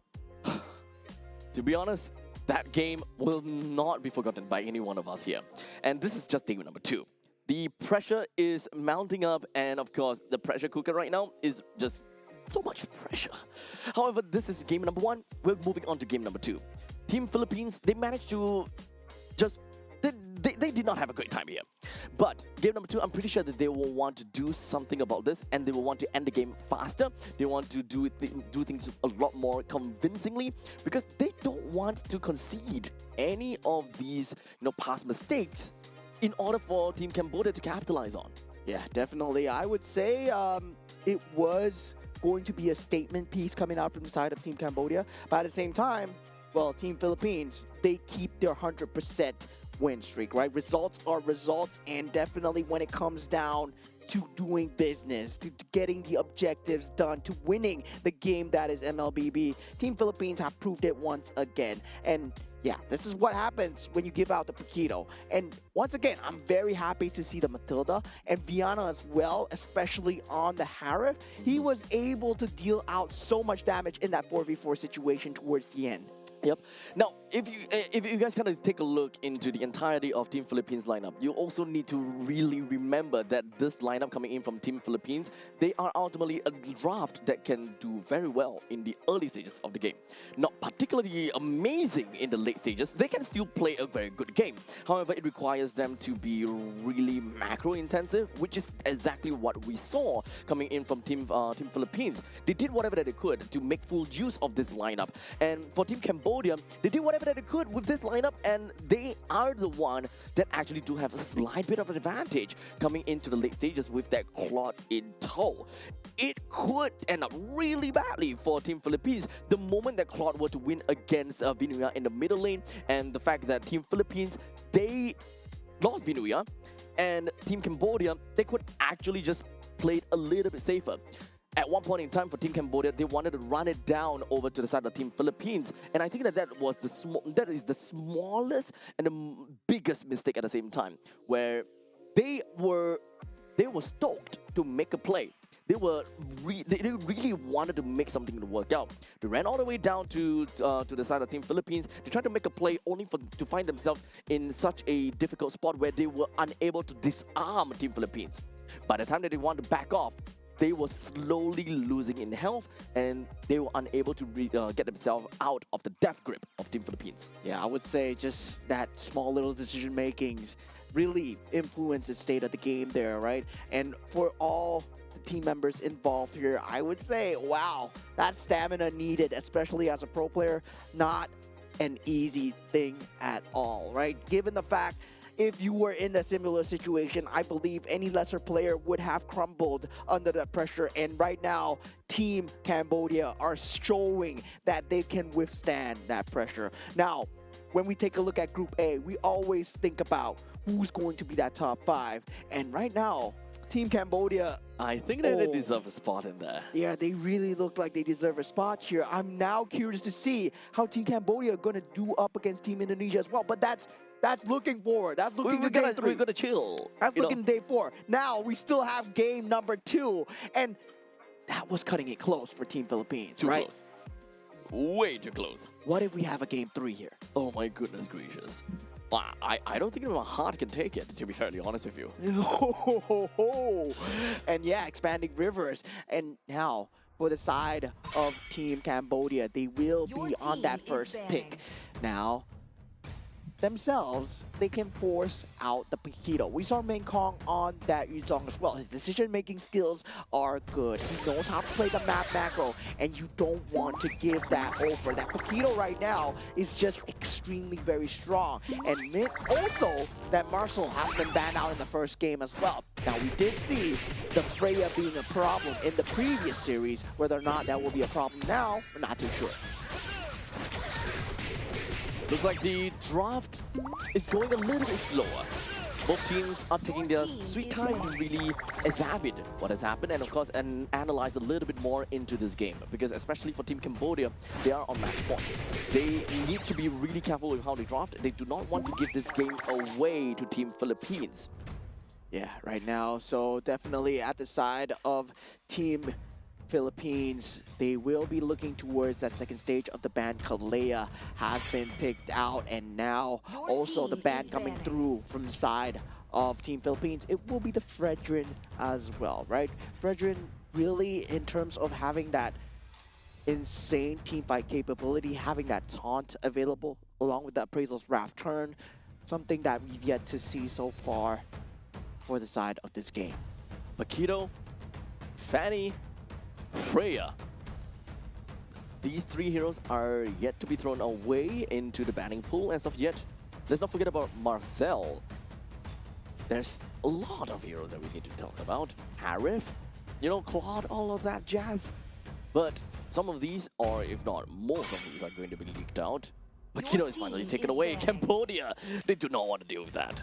Yeah, and this is why, I mean, at the same time, right? This is limiting the Your options team is because picking. they can pick up the Marcel now if they want to go for it, right? don't think See so, though. whether there was 3 in that pool, right? Marcel, that Freya, and also the Paquito. To be fair, I think the Boxer still worked out pretty darn fine for Team Cambodia. So, as much as possible, if they are able to get Your team is picking. I mean, you gotta pick it. It's a problem. As I said, if you are a good player, you are gonna play the Marcel. And yeah, we missed out Marcel in many of those games that where Marcel was just not bad, not picked. So to see Cambodia finally picking out, I wouldn't say finally, but to see Marcel being picked up by Cambodia is definitely fresh breath Your air. team is picking. yeah, it's Fresh Eve, breath, breath of Eve fresh air. and Boxia being picked up from the side of Team Philippines so far. And now for the side of Team Cambodia, they will have that Claude available if they wish to go for it. And also that Tucson as well, right? So Marcel, Claude,